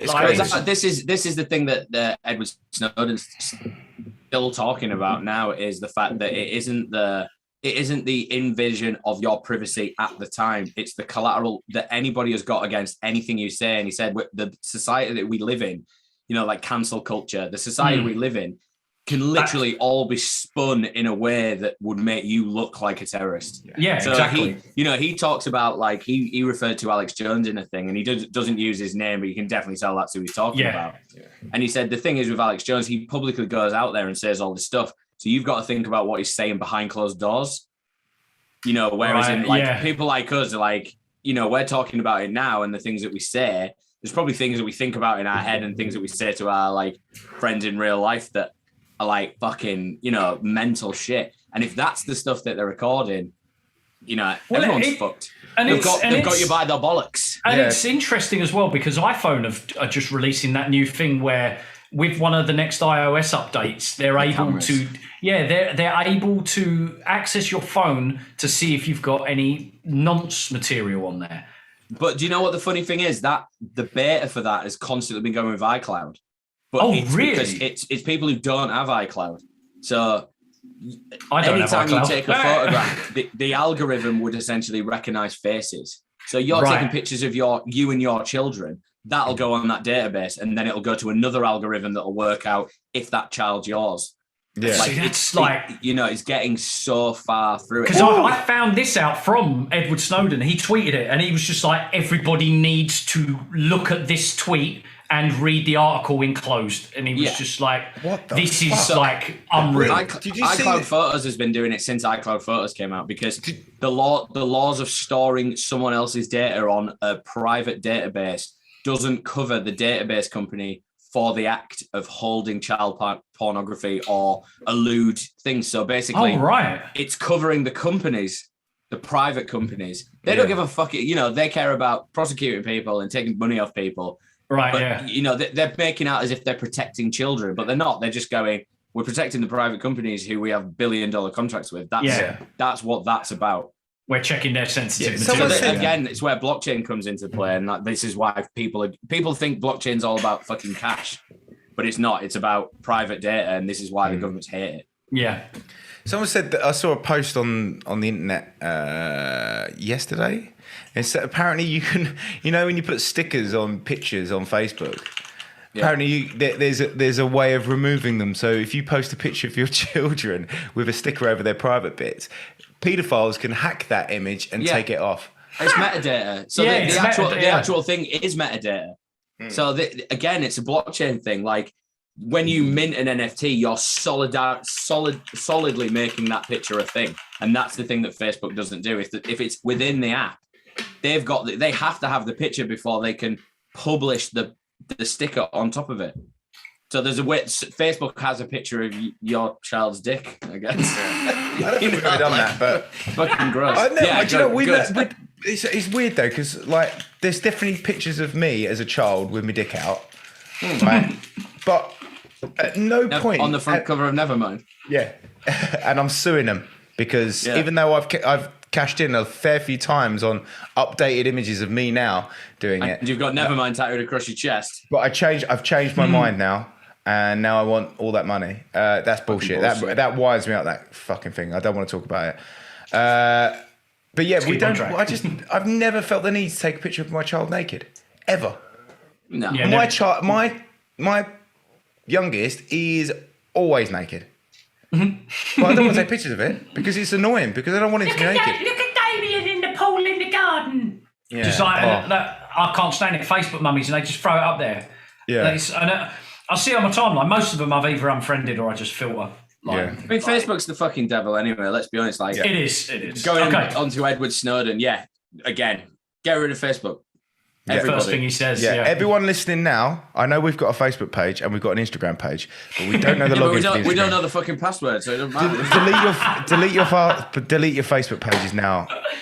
Delete any your Facebook hackers pages out there. If you can hack into our Instagram, you can have the Prince Andrew tattoo that says no swear. And it's for free. We still need to work out the competition. Hack our Instagram. It's a free tattoo, but it has to be Prince Andrew saying no swear. But yeah, there's obviously there's the other things. There's the 9/11 Truth Commission, which was all bullshit, and many members quit because they said this is a farce. It's not really a Truth Commission. A lot of things went unanswered, and a lot of things got swept under the carpet there. The war in Iraq, obviously, that's obviously we talked about WMDs. Apparently, Rumsfeld on the day of 9/11 was saying, "It's got to be Saddam. It's got to be Saddam." Like, yeah, of course. Not the guy couldn't organise a piss up in a brewery. No, it's basically the feedback we got from Saddam, and they just knew that was one of the big dick swinging warlords of the Middle East. You know, like he weren't gonna. If there was anybody that was going to try and protect the Middle East, it was going to be Saddam. Yeah. And then you had Gaddafi. But he was always good. Gaddafi was always seen as a good guy until they needed a bad guy. Exactly. Just on that point, though, Saddam Hussein was also not considered a bad person in that country. Yeah, and it's the same as Bin Laden, and it's the issue. One of the big things that came out, the first thing that came out about the recent Afghan news is that the Taliban have come forward and they've taken over everything, but the first thing they want to sort out is women's rights. And immediately, if that's, genuine, but they were, no one will fucking believe that. They'll just be like, yeah, they're just going to take over again. But again, that's the culture we live in now. Like, yeah, exactly. Immediately, they're just there'll be so many fundamentalists, religious people in Afghanistan who love the Taliban. Like, if I saw an article with the Taliban holding like a pride flag, I wouldn't know if it was satire or not. Yeah, exactly. But that's the thing, like, if they've had someone in their country literally blowing their country to shit for 20 fucking years, and all they talked about around the fucking round table was like, look, guys, I think we need to sort this out. I think we need to stop whipping women for showing their faces. And they all just went, like, here. And then the gavel came down and they all got on their Harleys and rode back into, Kabul. Yeah. It's like, that's fine. But even if that is true, no one would believe it because immediately they're like, yeah, but these are the guys who knocked down the Twin Towers. Like, but they weren't. It wasn't the Taliban that did it. It was Al Qaeda. It wasn't. Yeah, no, exactly. But it's a group, like a splinter group of those. Yeah. Because the Americans have tied that dialogue to those people. Like, that's the problem. It's like everyone always talks about like the BNP and the National Front. They've both got fucking two completely different ideas, but everyone just ties them as racist, which the majority of them probably are. But there probably is some of them in there. Like, there's a guy who comes in our studio all the time and he's talking about, but the lead guy of the BNP is a Sikh. I'm like, and? Like, he was born in Britain. He just he don't want any more coming over here. That's, that's whatever, man. Like, to be honest, the BNP, he's probably gone, one of us is going to have to dress as a Sikh so we don't look like racists. Someone's got to put the boot almost one on. of those. Almost one of those Osama bin Laden costumes that you get from being like, why are all the rest of the BNP? Why has he got a plastic wearing a turban with a plastic dynamite vest on? Well, Ben, you obviously know Sanctos, the Halloween, the fancy dress shop in Southend, in Westcliff, or whatever. The factory's two doors down from me. Yeah, they've still got like bags of people dressed like in cavemen suits, and everybody's in brown boot polish, like white people, like. Because they just no one's ever brought them. So, but they're not like no one like it's owned by an old guy who's probably gone. Oh, see the problem. He's a caveman. It's dirt. He's not blacked up. He's got dirt on his face. It ain't racist. Yeah. I saw great memes. We're going well off tangent here. This is why I like these episodes. I know. Sorry, but. I saw a great meme the other day from, it was basically around this Nevermind thing, and it was a bumblebee, and he was trying to cancel out all the girls at Halloween. He's like, I've never wore fishnets and suspenders. I'm suing all the white girls on Halloween. It was brilliant. Sexy Christmas bumblebee. Halloween bumblebee. Okay. Let's move on. The aftermath. That's all my aftermath notes. So there's probably loads more, but the main thing is, the forever war. It was a false flag. In my eyes, it was either a false flag or a terrorist attack that was let happen. The same you believe with 7/7, yeah. Oh shit! It was let happen to get people into the forever war. Quickly, bring in Operation Northwoods. Let's, so 4 pages over. What do we do next? My fact for the day that happened on the day. The thing I want to talk about quickly, and then JJ can go into Judy Wood. I feel Judy Wood has to come after the steel beams, even though we're gonna. Yeah, avoid even though those, but that idea. Okay. So the EPA, or EPA from The Simpsons, they told people that the air was clean enough to breathe now, and you can all go back to work. You can all move back to your houses at ground zero. The day they told them that, an independent third party tested the air, and the air was as alkaline as bleach.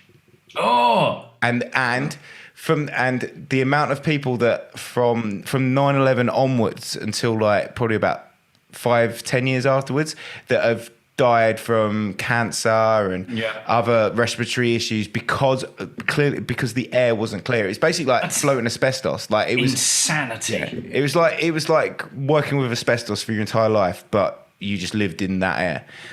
But the EPA and the government said it was fine to go back to, but it definitely wasn't. It was like breathing in dried bleach, like caustic soda kind of stuff. Yeah. Crazy. Yeah. So that was my last bit of like factual crap at how horrible the world is. But yeah, and mainly the Go on, JJ. Oh, sorry. No, again, it just crashed like briefly.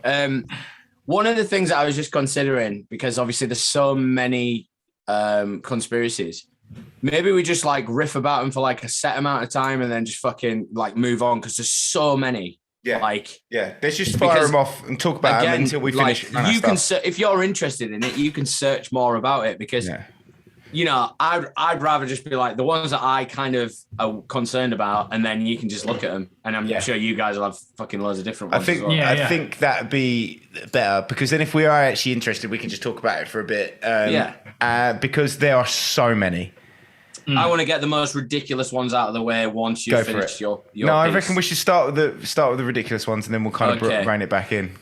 So I told you guys yesterday. Oh, go on, D. No, you go first. I feel like you've been talking ages because I've had 4 beers. I was going to say that now we look into the conspiracies here and there. We're going to be reading, as I mentioned at the beginning, from popularmechanics.com, the claim and then the fact. They're fairly small paragraphs. We should be able to get through them pretty quickly. I will begin now with the World Trade Centers themselves, and this one is under the conspiracy, or at least the question of the widespread damage. So the claim is the first hijacked plane crashed through the 94th and 98th floors of the World Trade Center's 110-story North Tower. The second jet slammed into the 78th to the 84th floors of the 110-story South Tower. The impact and ensuing fires disrupted elevator service in both buildings. Plus, the lobbies of both buildings were visibly damaged before the towers collapsed.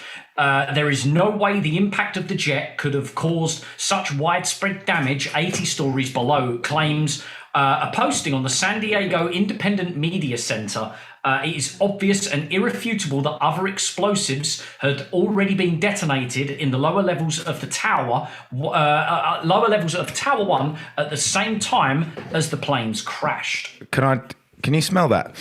Oh, what's that smell? Is that thermite? That's bullshit. That's bullshit.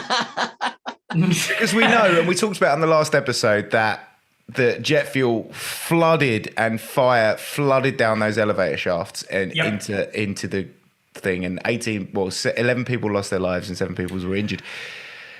And it's and in that documentary, the one with the T. Why do I keep forgetting this? Turning point. One of the first times that I heard about jet fuel coming down the shafts was when the Marriott hotel guy goes into the lobby and says that he just saw piles of bodies at the bottom of the elevator shafts, and that was because of all the jet fuel coming down. That was the first ever time I had heard anybody in 20 years talk about jet fuel flushing down elevator shafts. So as you guys have mentioned as well, like, it's bullshit. But the claim just doesn't stand. So the thing immediately, the question was for me was yesterday you mentioned that the jets were on Turning Point. They mentioned that the jets were primed. They don't. it's not like when you've got a brand new car and you fill it up after you've done 1 mile. They don't do that with aeroplanes. I think they literally put as much fuel in as they need to fly that flight or a little bit longer. Right. Yes. So the idea enough, that I think it's enough to stay in the air for 1 to 2 hours in case of holding patterns. Yeah. So one of the facts that they say in Turning Point, or one of the things they say in Turning Point was like these jets were fueled to go. They were only fueled to go to LA. Like it's quite a lot of fuel though. It's a 4-hour flight, is it? No, it's about 9 hour 6 flight. hours. Oh yeah. It can sometimes. It does depend. Yeah, it's weird diagonal. Whenever I've flown to California, it's like 1 hour or whatever. Yeah, when I've flown to California, it's been about 7 hours average. But those jets, which were 747, 76, 747s and 767s, yeah. Yeah, those jets are made to do big flights, like 14-hour flights. Yeah. So the fact that they were saying they were full, like, you know, I don't know whether that's true, but when that plane ignited, that jet fuel surely would have exploded. It did. Like, yeah. Instantly. Yeah. So the fact that jet fuel was falling down. Yeah, but it has to go somewhere. Like when it explodes. Yeah, but it would essentially combust. It did. It combusted down the Elevator shafts. down the elevator shaft. Elevator shaft. As it flew down That's it. fair Like, have you enough, seen the but film Backdraft? Have you seen Backdraft? So as soon as something combusts, the thermogenic reaction stopped. Yeah, but So the amount of fuel, that was there would have to go somewhere.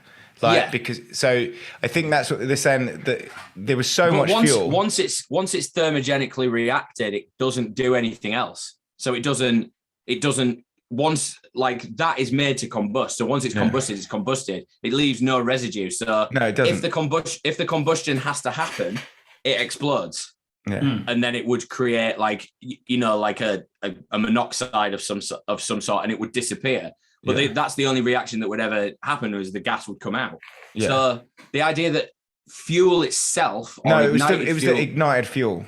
Yeah, the ignited fuel, that would make the towers instantly fall. That was one of the big arguments that I read. The towers, because of the pressure, pressure, because everybody in that building, if that was the case, and it was exploding all the way down the elevator shaft, because we're talking in like fragments of seconds. If that cuts through a building, which basically, let's just say, chops off half of the structure, so that top bit's just wobbling around. If all the fuel's leaking down and it's not combusting, it's just building at the bottom.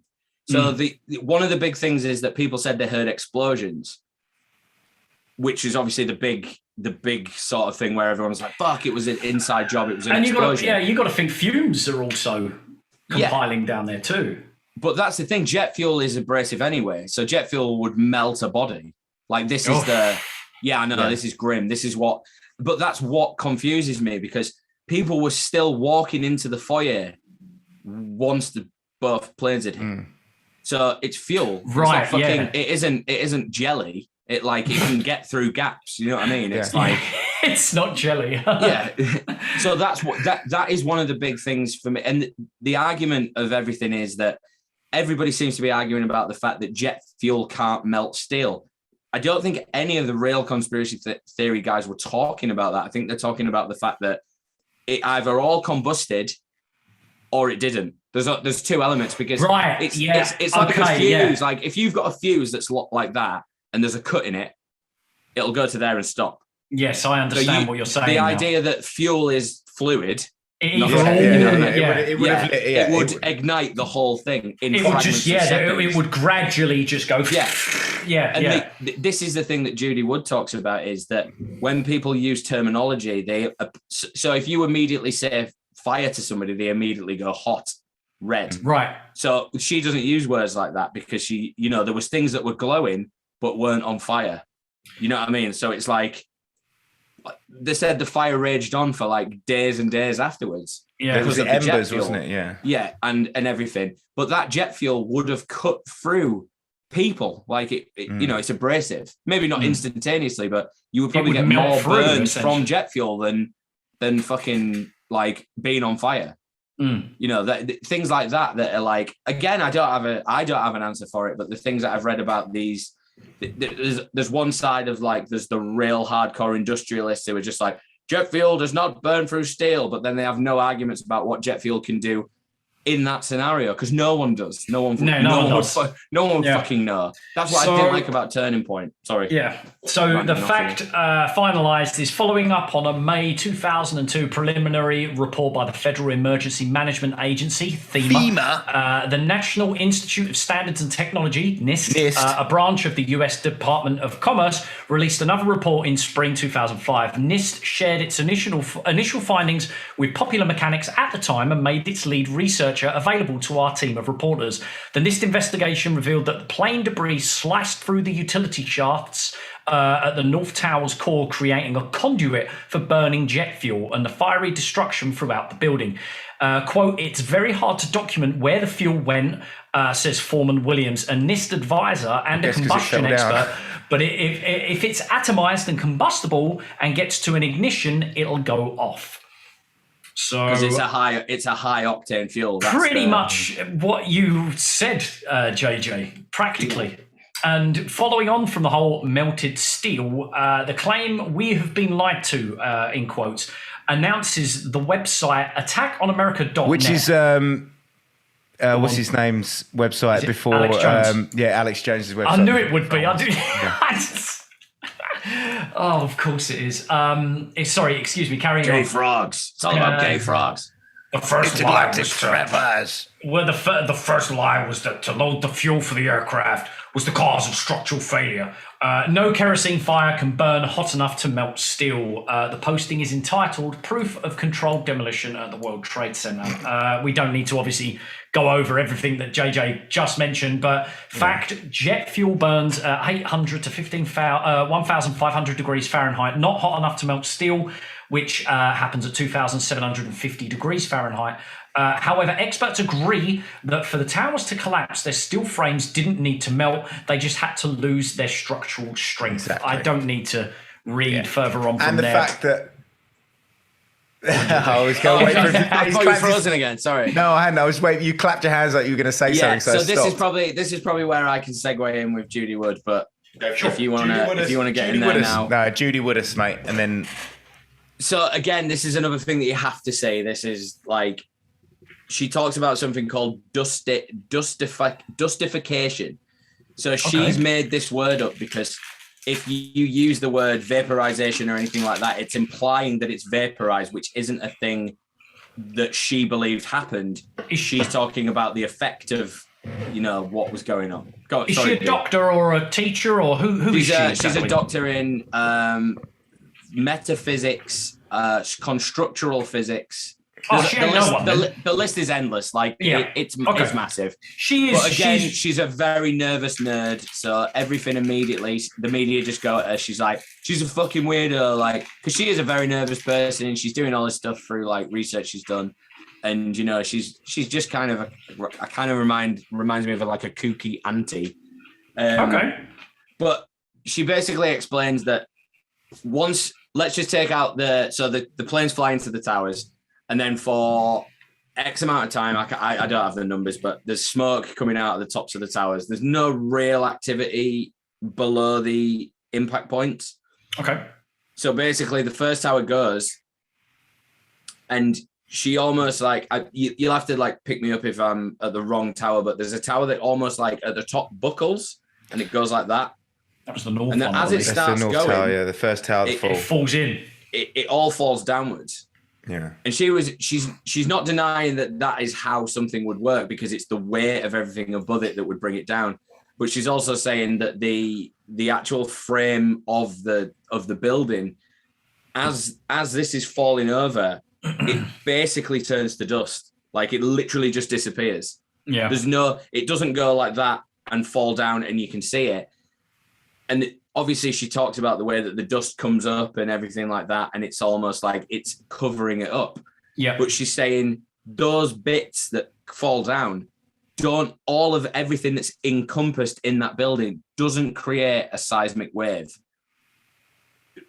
as big as, so basically they destroyed us. I think it was an old football stadium in Seattle called the P Dome or something like that. Pedo. The P Dome. My Siri just activated them for some reason. I don't know why. I don't know if I've asked it to call me that. Someone has.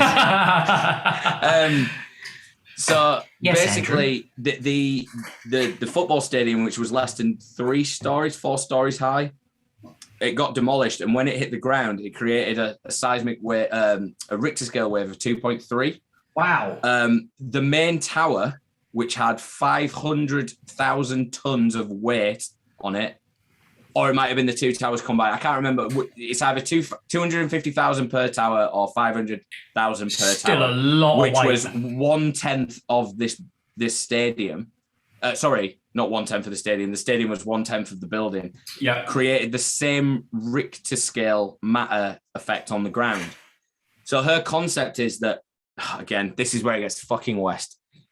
She believes that there was a free energy weapon that basically stopped. She's almost of the idea that when it was falling down, it was vaporized to stop collateral. So it's to stop. As if there was something from space went.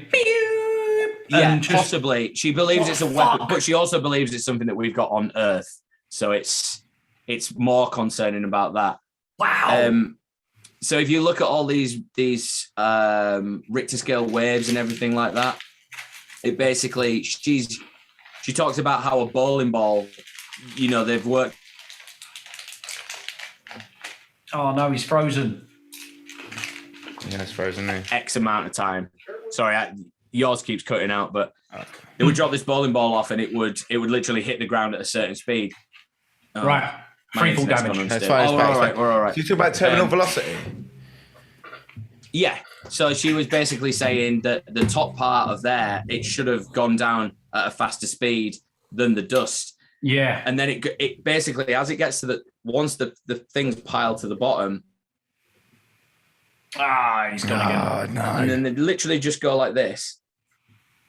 And then they just, she's got 5 frames and they just disappear. Yeah. They literally just disappear. There is no it doesn't drop. It's literally just moving like that. And then the solid black just turns into nothing, like dust. You're going to have to find this. You need to share this with you got to share this with me, man. This is I shared it with you earlier on. Nice. Is it in the Discord? No, I shared it in the group. It's the Judy Wood on our Signal, right? Yeah. Yeah. I'll have to check that out. That sounds bananas, but amazing. I didn't quite get onto it, but I've watched it before. But basically, it then lends onto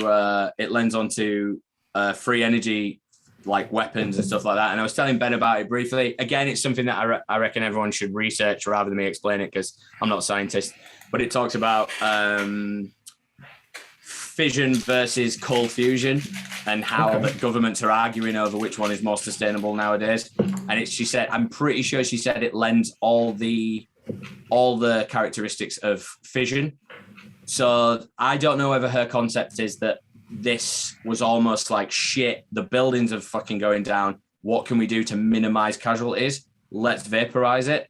Because I've heard other theories. This is one of somebody who follows our podcast, Leon. So this shout out to Leon. He put me onto this, and I was just like, fucking hell, man. And he's like, mate, this is the one. But then there's extremists who have gone off on a tangent about how, she's a scientist. She's talking about the science behind this falling down. But then you've got people going, well, the planes must have been missiles with projections on them of planes. And if any of you two have got any ideas about those two, I'll let you go for it. But no, I kind of laughed that one off when I read about it, that it was a hologram of a B-52. There was a hologram of a 747 on the B-52. But again, these are just extremist followers of Judy Wood, so they've just come up with their own concept about this, which makes her sound uncredible or incredible. I'm gonna have to look into that. Maybe we'll do a Judy Wood episode. I'll send you the link for the Judy Wood seminar. Yeah. And again, it's difficult because she's you can tell she's such a nervous person. She's a nerd. She didn't think she was going to ever spend her fucking career telling people about 9/11. Yeah.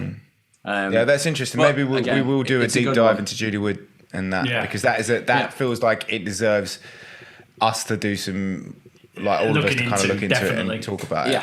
Okay, on your turn, sorry, Dean. Dean, go ahead. I was going to say your turn, Dean, to go up with the next. Yeah, I've got so the puffs of dust, which is a very popular one that people connect with the idea of there being explosives planted throughout the Trade Center itself. So the claim, as each tower collapsed, clearly visible puffs of dust and debris were ejected from the sides of the buildings. Excuse me.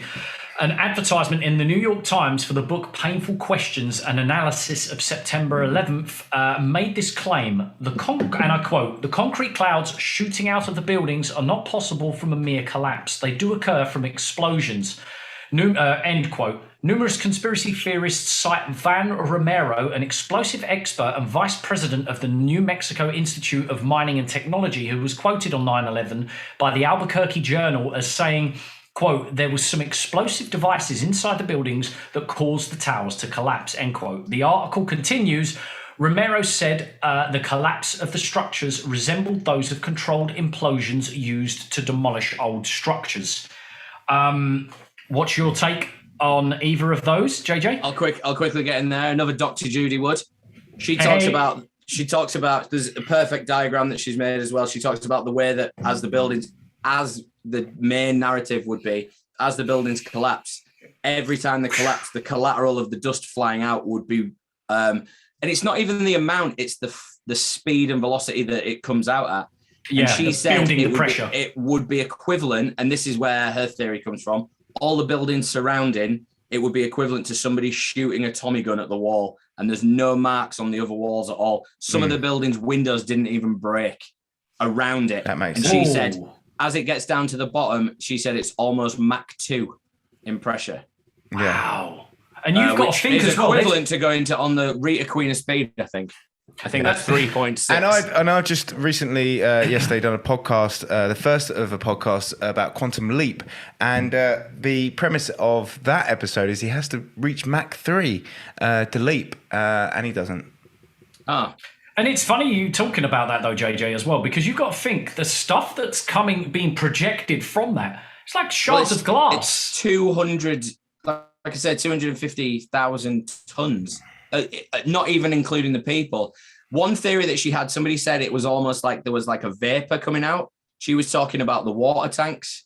In America, obviously, the water tanks are on the roof in most cases, on most buildings. I don't know if that's the same in England. But on the Twin Towers, because it was so large, apparently by the time the water would have got down to the bottom, it would have been contaminated. So they had to have them on certain floors. So this is why you only saw explosions on certain floors of the water tanks. But... Oh, he's gone again. Frozen. He froze at his butt. He froze on the butt. That's painful. We'll remember that. Yeah. Oh, come back, JJ. JJ, come back. If you say his name 3 times like the Candyman, he'll come back. JJ Jackson. JJ Jackson. Oh, right. So you froze. Oh, he's back. Now he's gone. Oh, the energy is clear. Is the energy strong enough? He is. Oh, no. Well, he's stuck. He's in a different dimension at the moment. Frozen. Ladies and gentlemen, why JJ unfreezes himself, I will say what I think. I never really looked into this puffs because I just assumed it was the floor collapsing. Yeah, and it just me too. Yeah, you assume that it's exactly that. Yeah. The floor's falling. So the fact that rounds it up is once each tower began to collapse, the weight of all floors above the collapse zone bore down with pulverizing force. You're muted. You're muted, JJ. How fucking amazing is this? I've just attached myself to my phone and it's faster than my internet. How great you look so much better. I'm sweating because I'm so excited. We lost you at butt. We lost you at butt. You guys might be in halfway through. We were just agreeing that we thought it was the floors collapsing. The pressure, the air pressure. Right. So was I talking about the water parts? Yeah, the water parts. towers. And you got the vapor. Yeah. Yes, but if the building was as hot as people were claiming it was, that vapor would have literally disappeared. Yeah. So it's the heat. If jet fuel burns at the place it's meant to be burning at, because the black smoke from those floors didn't clear up for 3 days. Obviously, the floors were a lot lower. They were on the ground. But the heat in there, if it was still enough to burn the floor, that heat would have instantly vaporized water. So you wouldn't have seen actual physical water. Not even condensation, steam, gone. No, it would literally have gone because it would have gone upwards through these clouds. And some people believe that the clouds were the vapor. But then you saw people walking around with it, and it's obviously a mixture of like concrete and stuff like this. But it was so like dusty, and obviously all this. There's so many things you just need to watch that video. I probably shouldn't talk about Judy Wood anymore because that video basically is fantastic. It's so good. She comes up with so many good, and it's good for the conspiracy. There is a lot of dust, isn't there? A lot of dust. There's a lot of dust. Now I'm like, there's so much dust. They were talking about people having to physically pull chunks of pull the dust out of their throats. Oh yeah. Yeah, so much honestly, man, that documentary is, and again, she just falls into that category of conspiracy weirdo. But she's just like, she's done a seminar at Edinburgh University, and everybody in the audience is like asking her questions halfway through, and she's not one of these like, can the questions wait for the end? She's just like answering them there and then. And then it's just uproar, just people like going to try and goat her, but she just doesn't care. I think she wrote a book. She's wrote a book about free energy, and it's just like free energy and the Twin Towers. Obviously, that's just to sell the idea of free energy. It's not. I don't think it's to. But she's been banned on everything. I don't think she's even has a Wikipedia page anymore. But all her books are banned on Amazon and stuff like that. So thanks to Leon for that. Leon Winteringham, I think. He came up to me in the gym actually and was just like, all right, JJ, I watch your podcast. I was like, oh, fucking cool. He was like, I've got something that'll blow your mind. And then I got home and he sent it to my inbox. I was like, yeah, it fucking blew my mind. And this was fucking months ago. Yeah, it was. I remember you sort of shared it with us and then I didn't watch it. Yeah, it's so good. So good. No, I will now. And I think we'll bookmark that for a full episode then. Because that sounds interesting. My interest is piqued and I'd like to know more. So the next one we'll move on. Yeah, go. Yeah, the next one we'll move on to. I'm listening. I'm just going for a piss. It was the seismic spikes, but we've obviously mentioned that as it was included in JJ's segment. World Trade Center 7 collapse. So the claim is 7 hours after the towers fell, the 47-story World Trade Center 7 collapsed. According to 911review.org, the video clearly shows that it was not a collapse subsequent to a fire, but rather a controlled demolition. Amongst the internet investigators, the jury is in on this one. World Trade Center 7 stands amid the rubble of the recently collapsed Twin Towers damaged by falling debris. The building then endures a fire that rages for hours. Experts say this combination of not demolition-style implosion led to the roofline kink that signals the World Trade Center 7's progressive collapse. The fact that popularmechanic.com says is many conspiracy theories point to FEMA's preliminary report, which said there was relatively light damage to WTC 7 prior to its collapse. With the benefit of more time and resources, NIST researchers now support the working hypothesis that Building 7 was far more compromised by falling damage than the FEMA report had originally indicated. Quote, the most important thing we found was that there was, in fact, physical damage to the south facing of Building 7. NIST's Sunder tells Popular Mechanics on about a third of the face to the centre and to the bottom, approximately 10 stories, about 25% of the depth of the building was scooped out. NIST also discovered previously undocumented damage to World Trade Center 7's upper stories and its southwest corner, conveniently. Might I add. NIST investigators believe a combination of intense fire and several structural damage contributed to the collapse, though assigning the exact proportion requires more research. But NIST's analysis suggests that Building 7 was an example of progressive collapse, a process in which the failure of parts of a structure ultimately creates strains that cause the entire building to come down. Videos of the fall of Building 7 show cracks or kinks in the building's facade just before the 2 penthouses disappeared into the structure, one after the other. The entire building fell in on itself, with the slumping east side of the structure pulling down the west side in a diagonal collapse. I do recall seeing the diagonal collapse of that, and it's led me. I know that a lot of people do believe that it is a controlled demolition. But I don't know if I believe that much anymore, because I've been back and looked at it, and you can see it. I don't know. It just doesn't. It doesn't fall in the exact same manner as what a controlled demolition looks like, because it looks like you see it kind of slope and then kind of crumble in like different angles, at least. I'm looking now. Yeah, I'm looking at it now, and you can see it. Yeah, it breaks in loads of different places, like, and then goes. It does fall very, very nicely though. It's quite therapeutic to watch that. Yeah, Jesus. I think about the World Trade WT7 is what was in there. That's the main thing with that, is the fact that the FBI was in there, CIA was in there, FEMA was in there. Apparently the records that proved that, as I said in the last episode, that proved that King John was the rightful heir to the throne and the Queen Elizabeth was illegitimate. And probably loads of evidence on Prince Andrew and his lack of sweat. Oh, God. There was also a lot of burnt out cars surrounding World Trade Center 7 before any building collapsed. There was cars burnt out in the middle of the parking lot surrounding World Trade Center 7. And a lot of people said that was from a lot of the jet fuel from the... that had been ejected out of the side of the... but again, it's such a weird one, because, again, my homegirl, Judy Wood, she shows a trajectory line of where the fuel came out. And it's just a row of loads of cars, but nowhere, unless like it set one off and then like it set off a chain reaction. Right, of course, yeah. The car things are boggling. Research burnt out cars around 9/11. Like, there's cars on top of each other.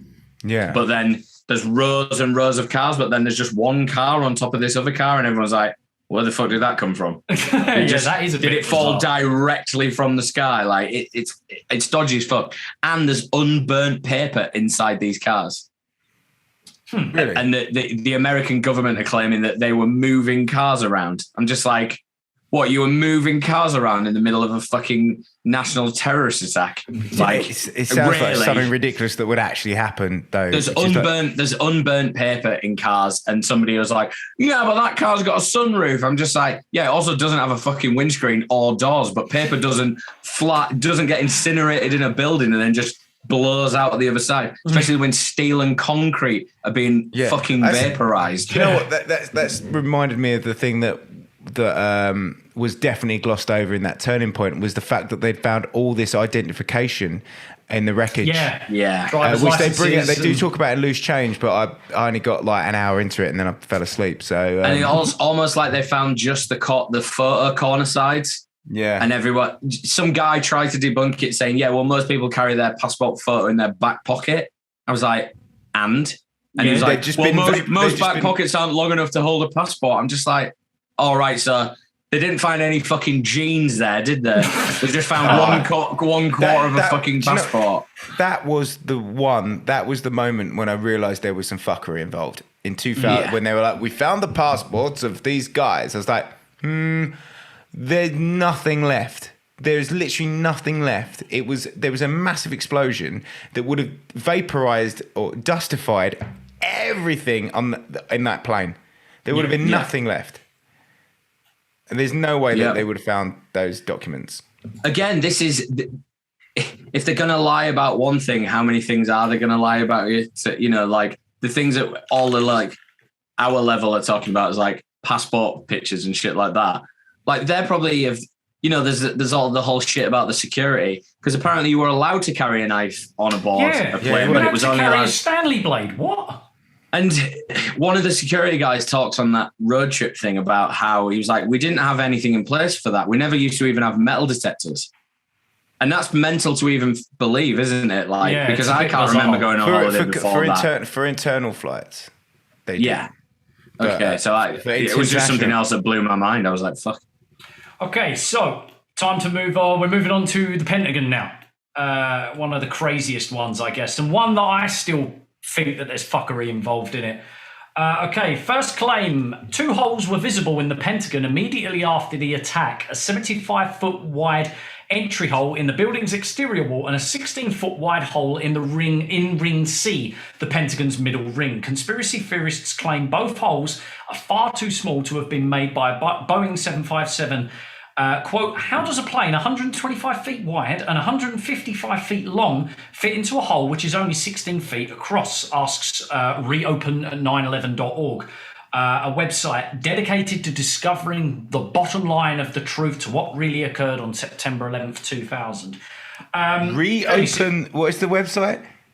Reopen911.org. What a shit. What a terrible name. Reopen 9/11. Do you mean reinvestigate? Yeah, reinvestigate. I guess that was probably cost a bit too much money for the domain for that. The truth is of even less importance to French author Thierry Meyer. What's this? I don't think. No, I don't think that's anything to do with what I want to read. Anyway, the fact of the idea of putting a square peg in a round hole is when American Airlines Flight 77 hit the Pentagon's exterior wall, Ring E, it created a hole approximately 75 feet wide, according to the American Story of Civil Engineers Pentagon Building Performance Report. The exterior facade collapsed about 20 minutes after impact, but ASCE, American Society of Civil Engineers. Right, yep. Based its measurements on the original hole on the number of the first floor support columns that were destroyed or damaged. Computer simulations confirmed the findings. I don't really know how you can computer simulate. Computer simulation is pretty. It describes it pretty well, to be honest. I'm not a science guy, but it does. It just so happened that the angle that they went in at, which was calculated because they did a full UE, didn't they, and came back round and spun it in the brand new department of it. Why wasn't the whole... It happened to go diagonally through columns that were built structurally diagonally. Yeah. So it was almost like the main hull or whatever it is on the cabin of the plane went straight through the fucking... between the columns. That makes sense, though. And they described it as almost like a funnel. So all the part, like the wings, basically instantly deteriorated, and then it was the weight of the back of the plane, which basically bundled up. Oh god, this is fucking gross, but basically bundled up everything inside the cabin and almost like bowling balled it out of the back. Because there's obviously the missile theory that it was a missile. Yeah. But missiles explode on impact. Yeah. So in most cases, unless they're guided, but if it hit something, it would have exploded. So that kind of debunks the missile thing. So why wasn't the whole... Sorry, Ben, go ahead. I was going to say, because you need to get going, I was going to say, should we jump forward to the debris? Because that's kind of interesting for me, is that there is no debris. Yeah, well, yeah, because that stands out a lot to me, massively, because I remember that being... something that a lot of people brought up immediately. Can I just interrupt? I love these 9/11 conspiracy website names. This one is for this one's from pentagonstrike.co.uk. And this is .co.uk. Yeah, this is a UK based Pentagon Strike. Yeah. Oh, God. Sounds like a clan on fucking like Call of Duty or something. It does, yeah. We're Pentagon Strike. Conspiracy theorists insist there was no plane wreckage at the Pentagon. In reality, a Boeing 757 was never found, claims pentagonstrike.co.uk, which asks the question, what hit the Pentagon on 9/11? There was a guy who was there. He was pretty high up in thingy defense, like Homeland Security. And he said he was driving to the Pentagon as it happened, and he walked in the buildings and saw pieces of plane. Again, this is on that road trip, that conspiracy road trip, which I highly recommend. It's fantastic. But everybody there doesn't believe him because he's official. So this is basically saying that any person from the inside of the Pentagon, whatever they say, you can't believe it. If you're a fucking mega conspiracy theorist, like, you know, basically invalidating every single witness, you know, because the Pentagon is a government building. So there weren't civilians just walking around. You know, maybe they were on a day trip or whatever, but, you know. Well, that's the thing. Just because it's a government building, like, you still have civil servants, which are just normal people. You do, but not. I really do think that in the Pentagon, it's the layers are actually. Yeah. But the outer layers is for the normies. Yeah, so that's what I'm saying. Like the immediate, like in the instant, the normies would have, the ones that have been hit would probably be just mush. Mush. You know, like the internal intelligence would just be like, oh, what's that massive fucking hole in that wall? It's just a terrorist attack. It's funny when you think about the actual building development, because it probably did in fact cross their minds. They were like, well, we've got these like rings at the moment. Where's everybody going to be located? Well, what happens if we actually have a car bomb or something? Ugh, who's quite important? Well, we're all quite important. Well, let's put us in the middle around shit tons of concrete and steel and bomb-proof like building structures, and then we'll just put all the interns on the outside of the building. Well, apparently the Pentagon, I'm just trying to find out if I'm talking shit or not, which I probably am, but apparently the Pentagon goes quite far underground. It wouldn't surprise me. So it's literally like, because the guy on Turning Point describes it as 5 layers and five floors. Wow. But I've watched documentaries before where they're talking about how it's almost like a Mayan pyramid. It's kind of like it goes like that and then like gets further. So the actual bottom of the Pentagon is like an upside down Mayan pyramid. I understand what you mean. Yeah. Which makes sense. But again, is any of that going to be on the internet? Like, you know, maybe the fucking plane was trying to go down. Because again, United 93, that's an explanation behind that one with rubble and stuff. So what was the fact, Ben, as to why there wasn't any debris? It just says exactly what what JJ just said. There was debris. Someone saw it. Because it went in, like JJ said, like a funnel. It was all the debris was behind the base of the walls. It was in there. It was all in there. So there just wasn't any debris because it didn't explode backwards. It went into the building. So there was debris. It was inside the building. People saw it. People picked it up. People looked at it. But obviously there was no cameras allowed inside. So it's anyone's word against anyone's word, isn't it? It's a wonder that there's no CCTV been released of inside the Pentagon though of it happening. But I guess it probably would have been destroyed on impact. Yeah, I mean, the camera will have been destroyed, but surely they aren't. You know, they aren't using 1999 Curry special cameras with an SD card in. Surely it's all part of like a central database. Yeah.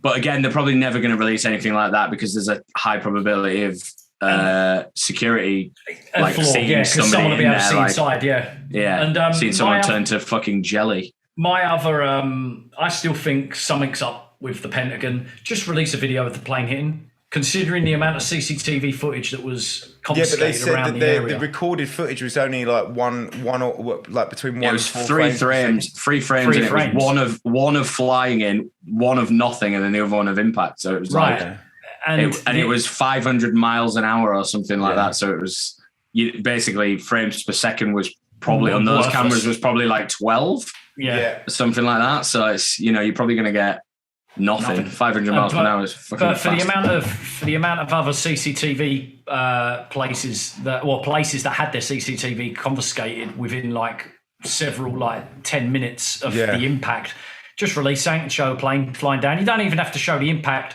Just show something, because as to this day, we've never seen an image of a plane, and I don't understand why. I think we will, though. I think there'll be obviously like disclosure with the aliens and stuff. I think more and more will come out. I think after people they'll get through. They're like, let's get through the 20-year anniversary, and then we'll just slyly release stuff. Put this whack this on the FBI website, and then we'll do another episode when they do disclosure. I mean, we're going to know loads more. Like, loads more will come out over time. Eventually, yeah. I mean, I think Biden recently had said that he wanted like a full disclosure on the day, and I think it's about time.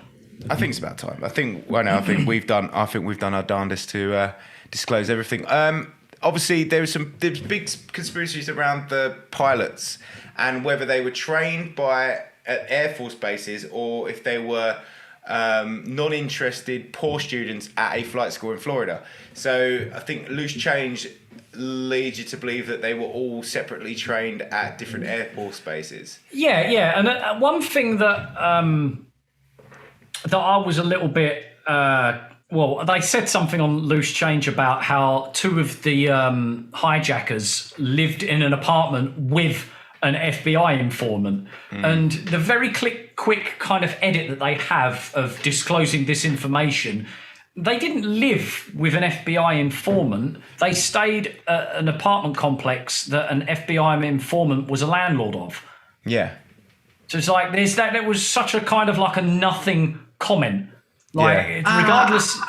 I don't know about that though, because it's. I think that if I was living with somebody in an apartment block, I'd know less about them than if I was a landlord. Yeah. Like getting a fucking tenancy agreement. Like, have you got a guarantor? Have you got like 5 months rent in advance? Can I see your MasterCard? Can I see your fucking, your passport and stuff like that? It was like, and these guys, I mean, maybe it's different in New York. Maybe it want a particularly nice flat or whatever, but I kind of feel like if you're a landlord, you would know more than you would if you were just a tenant. Yeah. These guys were in California.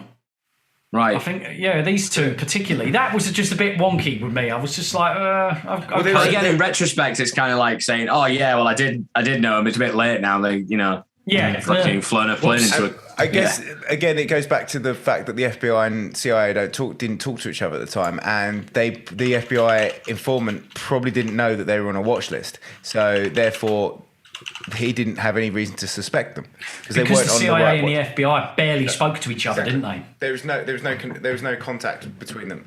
So a lot of this, and I wrote this actually in the notes for this episode, is that 9/11, however you look at it, was a failure of the intelligence agencies to stop something that was quite blatantly going to happen, and a lot of people knew about it. So whether it was intentionally let happen or just through sheer incompetency let happen, the main failures around 9/11 was within the intelligence agencies not talking to each other or trying. Not the fact they didn't talk to each other. It was that it was like a dick swinging contest. Who was better, FBI or CIA? And that's what I've got from it. And also, what didn't help with the situation was Dick Cheney was the one that allowed and conducted or authorized and conducted all of the war games that went on that day. So the NORAD had practically no fucking chance of, acting accordingly, because there were war games going on all across the country at the same time for the same event. So what a great way to confuse the country's defense. It was also to do with budgeting as well. They explain in the documentary, they're saying that I think they had something like 9 planes in the area and like 6 of them were being used for something else. So and the woman asks the defense secretary guy, the air control guy who deals with us, asked him like, how many would you usually have? And he didn't answer. He just went, because of budgeting, we were at our limits. Oh, so again, would the intelligence agency use that as an excuse for incompetence, or would they use it as an excuse to let something happen? Like, very good. Yeah. Instead of admitting that we are weak, it's easier just to say, you are weak because you're not providing the budget that we need for Homeland Security. Let's put taxes up. It's just a domino effect. It makes sense though. It works. Yeah. It works horribly, unfortunately. Yeah. It's what we were talking about yesterday with COVID. Like, give people the option, and then if anything happens, it's their fault. Yeah, exactly. And then if you want a good resolve, you have to start paying more tax because the NHS is under pressure. Well, like, it basically now it's been exactly. Look at your grandparents will die. Like, again, another fucking reason. Like, blame it on people rather than blame it on the system. So yeah. Is there any other massive? I mean, we've probably missed loads of the big ones. I mean, we've missed loads, but we're on a time scale here. Like. Yeah. One that I just want to throw in there for anybody who wants to read any alternative thing to 9/11 is the wearechange.org. They've got some really interesting stuff about the witnesses who witnessed explosions, then later dying. Research, when you're on We Are Change, research the Meals on Wheels scenario, because basically some of the people who were in surrounding buildings were vulnerable people, and they all got put in an outside building. And because the contract with the Meals on Wheels for that area wasn't the same people, because it was in far away, they got a new contract from Meals on Wheels. Quite a few people, I think it was 9 in total over all right, they were vulnerable people, so they were probably going to die anyway, but there was a lot of that's a bit weird. They've started eating these weird Meals on Wheels. But the article that I'm looking at is called 9/11 Witnesses Who Were Murdered.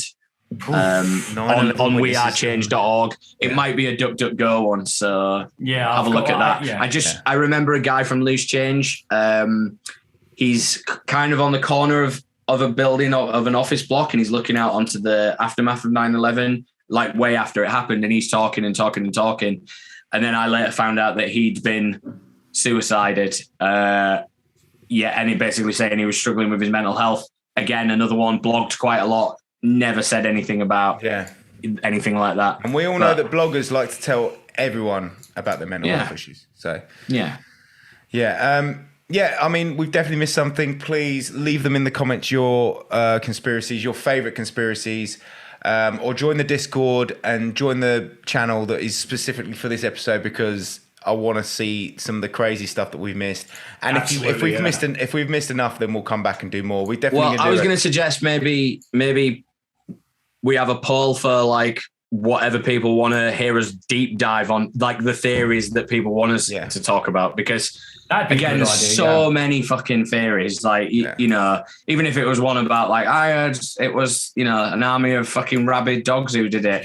Like, you know, I'd rather talk about that than like all the really serious stuff, because it's depressing. Yeah, they're Arabian hounds. I think we've done our best to kind of cover the conspiracies, because there are so many. Yeah, I think that we have we've done a good job in looking at it in the way it kind of is perceived in this kind of modern era compared to when September 11th occurred. Getting all of the tosh and shit sort of out the way, whereas the history, for instance, in part 1, the history and politics to me is the biggest conspiracy of it all, because there are so many politicians and so many presidents who are involved in one way or another, and how it just series of events just led to this one particularly possibly planned event that one day the US government were like, well, we're going to do this, and do this, therefore hopefully achieving this, to which then we can have a forever war for the military-industrial complex. Yeah. And if you disagree, you're against us. You're against America. You don't believe in America. And you're letting them win. Like, it's a massive psychological... They're taking your freedom, and if you don't agree with us, you're against freedom. Yeah. We're going to go and bomb these people for no reason. Quite possibly the most most impressive orchestrated attack on its own people through politics and... I guess, politics. And either way, it was definitely America weren't blameless leading up to it. The American government weren't blameless in the reasons for if it was the Al Qaeda doing it, and they definitely have got retribution about 1,000 times over. Exactly. Yeah. So check out wearechange.net, is it, or .org? .org. But it's good for everything 9/11 because it started along the same time it all came out. So and make sure you're in the Discord. Leave your comments on what you think is like your favorite or your most the conspiracy you believe in. Maybe not favorite, obviously, because this is not it's probably not something you want to have a favorite for, but if there's something you believe and you think we should deep dive into it and talk about it, put it in the comments. Absolutely. But thank you. Grab some socks. OG socks. God, NAC for discounts. And if you're interested in starting a podcast or doing any filming or photography, I have to sing this out apparently now. Go to hellfirestudio.uk, use the code NAC, and you could be like the Cryptid Ramblers and me and have a podcast here. But thank you everybody, and we'll see you again soon. Jeffrey Epstein didn't kill himself, because I forgot to say that last time. Oh yeah, Ghislaine Maxwell didn't kill herself either. That's what happens when it comes to it. In the big, maybe they did. So in the back, there is a light brown jacket. cool story.